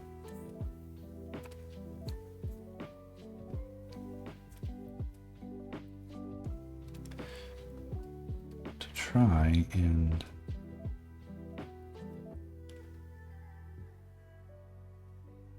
bias the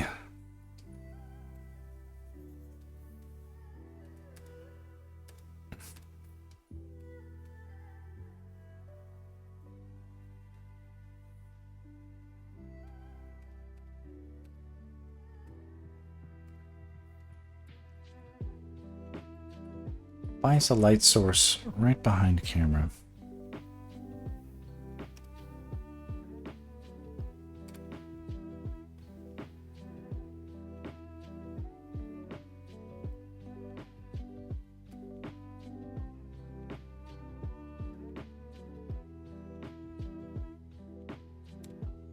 Just get this interesting effect.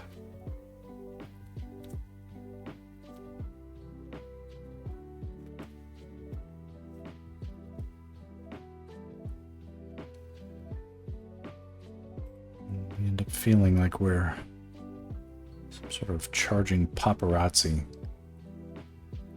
flinging lights in their eyes.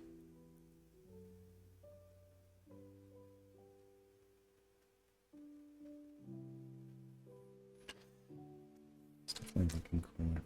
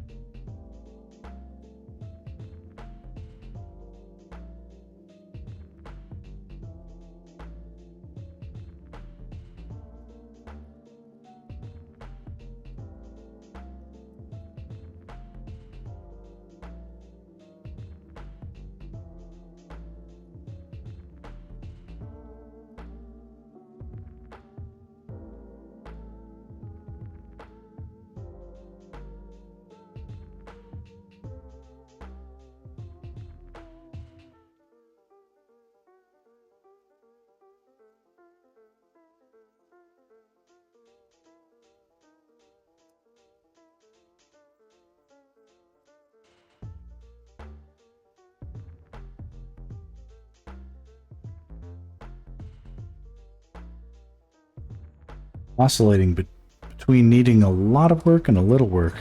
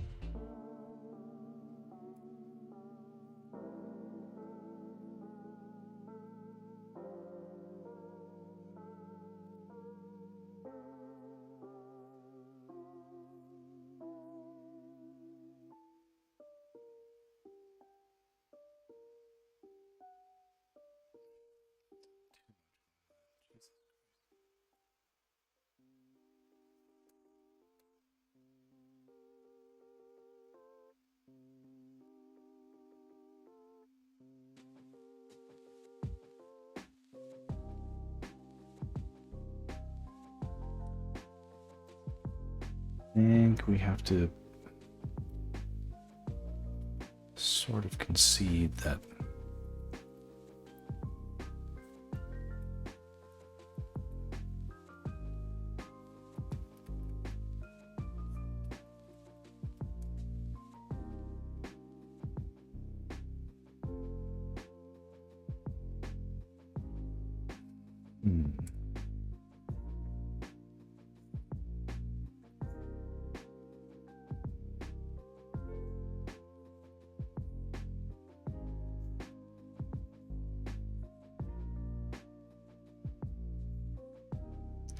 just trying to smooth out what I see as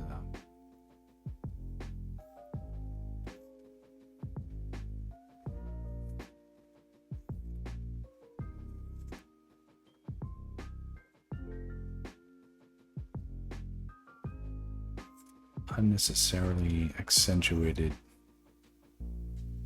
differences, right?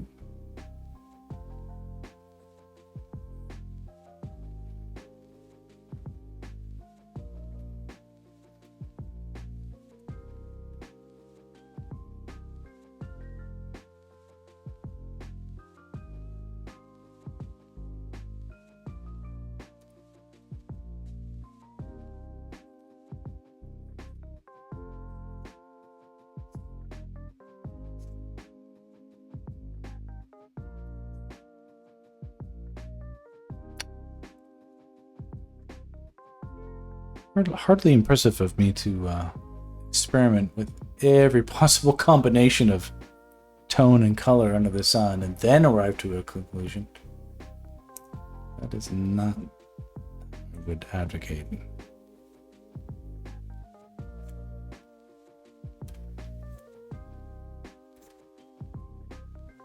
Sometimes, though, that's how life works.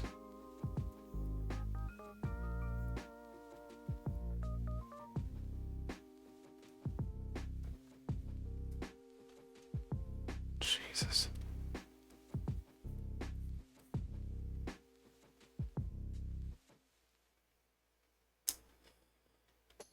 Christ.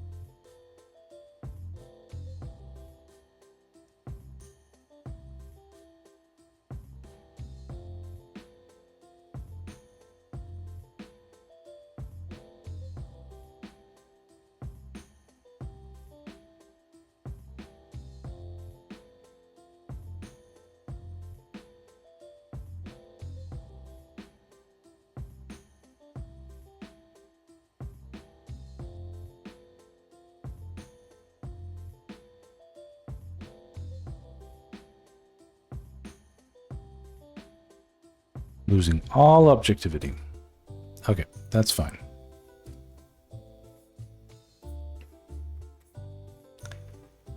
I'm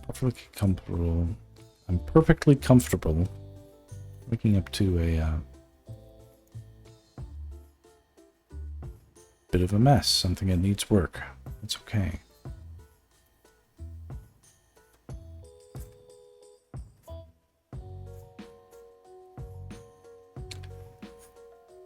Don't need to nail the design on day one.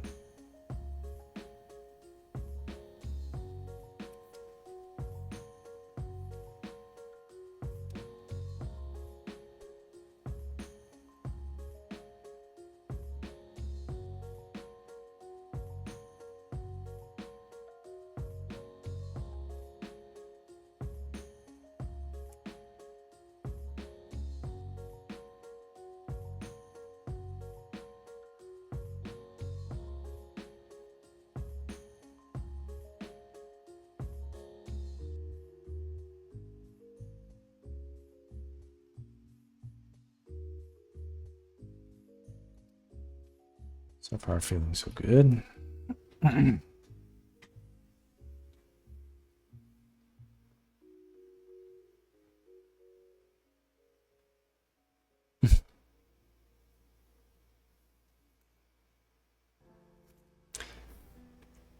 We are definitely at the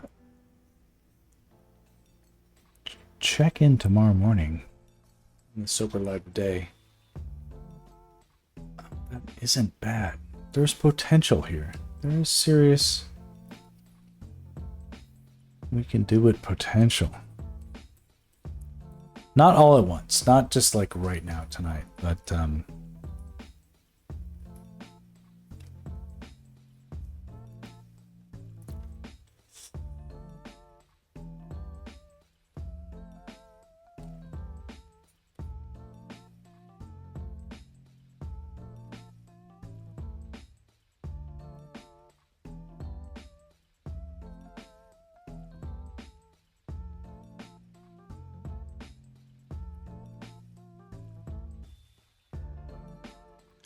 see what I can do with these.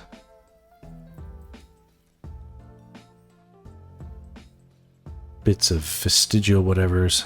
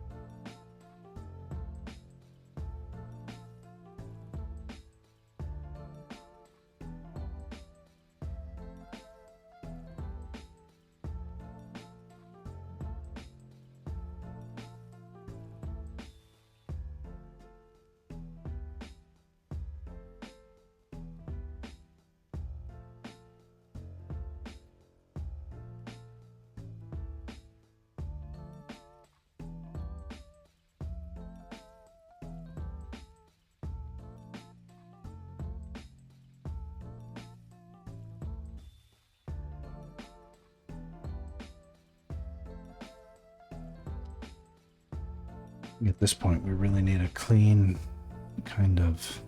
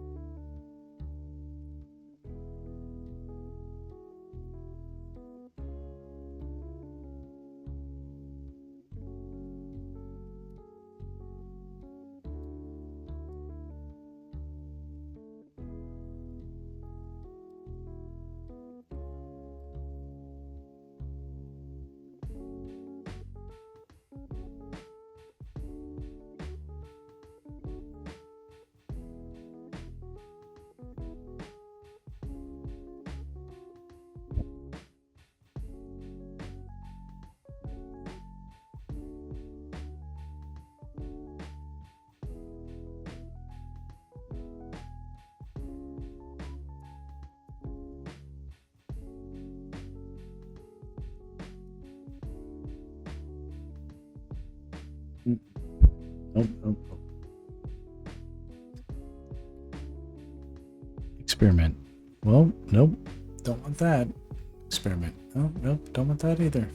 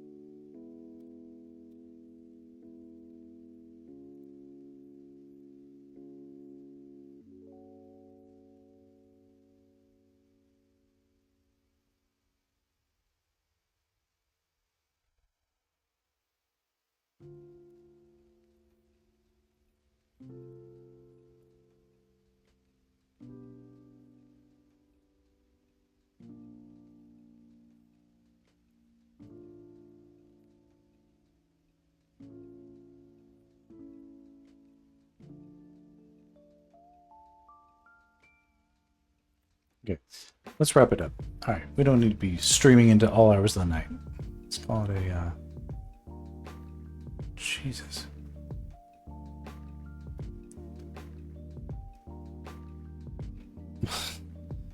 This is a disaster. I mean, it's not that bad, but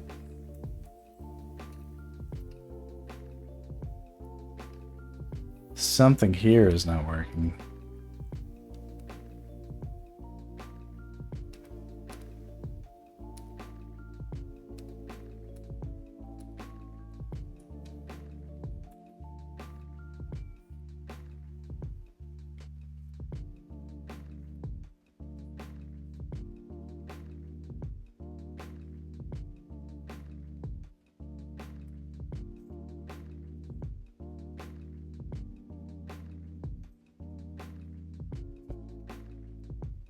It's like some kind of heavy metal or something. Really.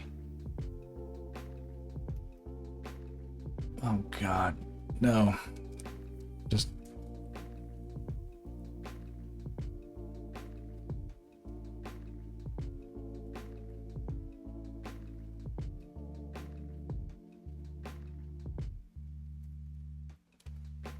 It's just overcooked.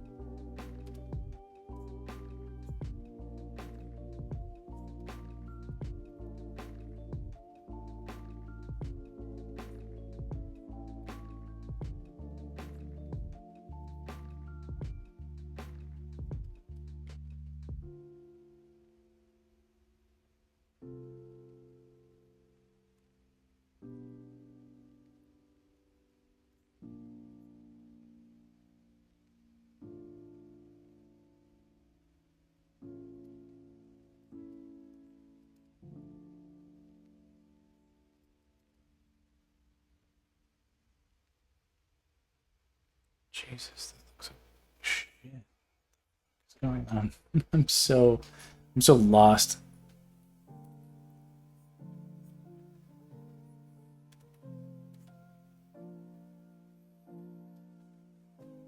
Ugh, it's like deep fried memes or something like that. It's so chewed up.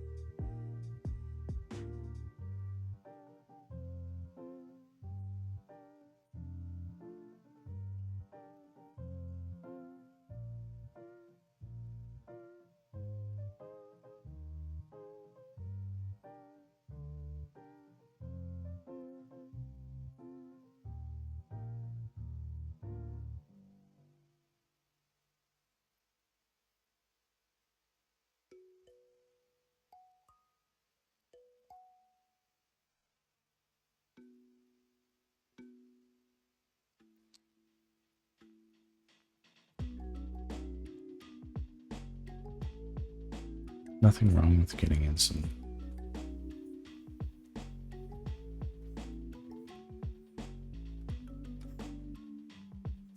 shading and shadow angles.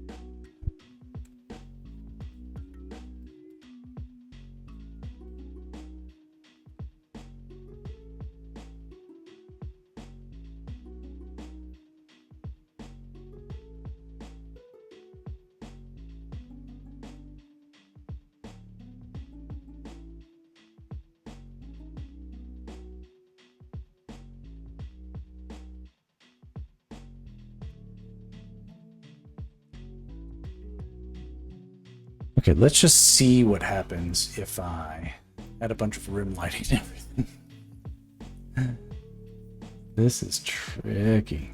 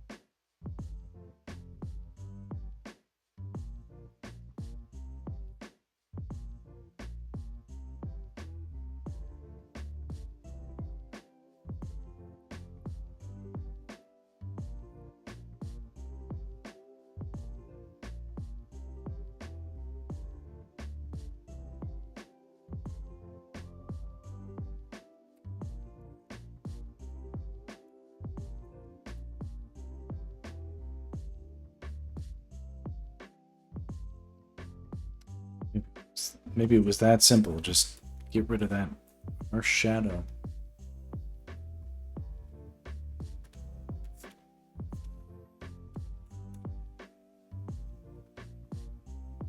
Everything else basically goes away.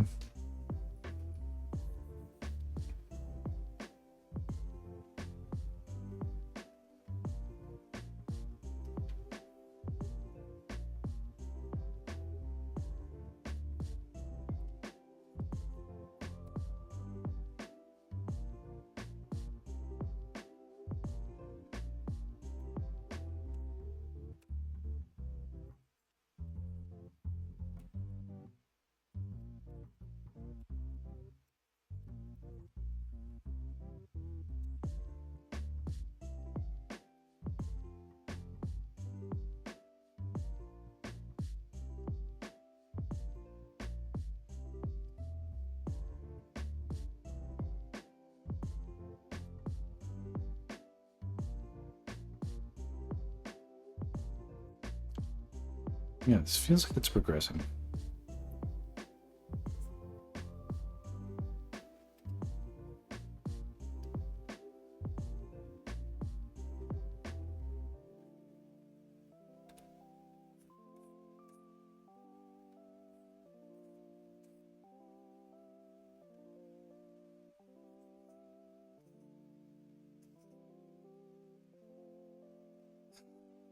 It's like nothing is better than anything. It's awesome.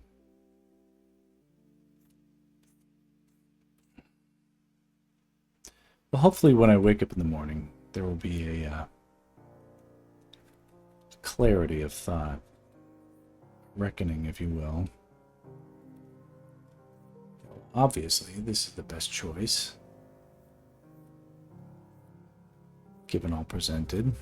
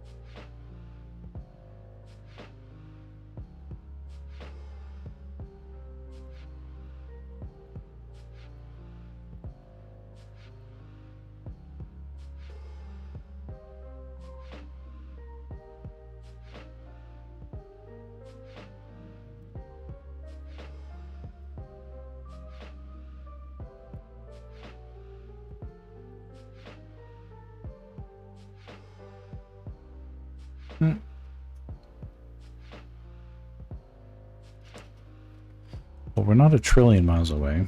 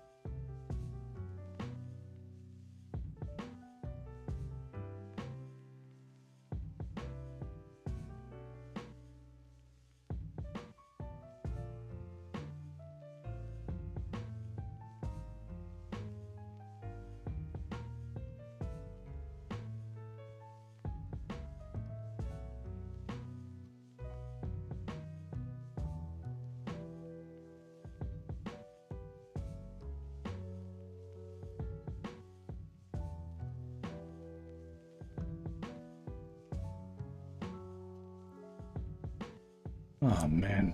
All right. We're done. Iterative save. Done, done, done. Just got to be done. Done for now. That's not done forever. Just done for now. Jesus Christ.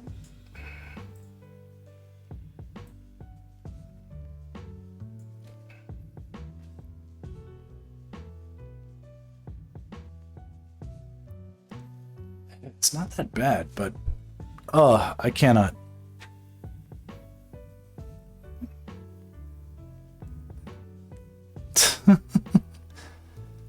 Sort of looks like a cartoon of itself. What should it be? Jesus.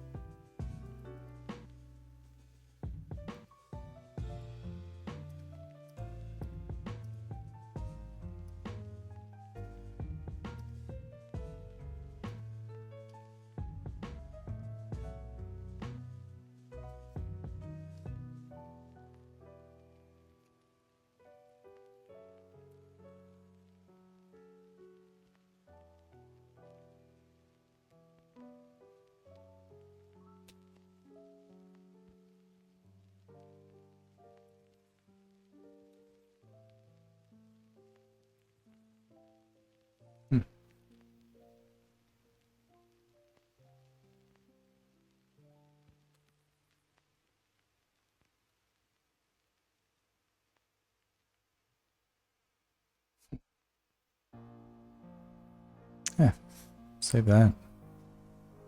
Could be worse. All right, that's it. What?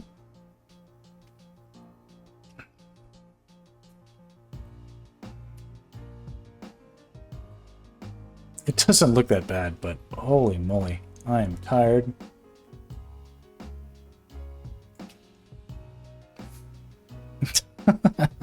Can barely see straight.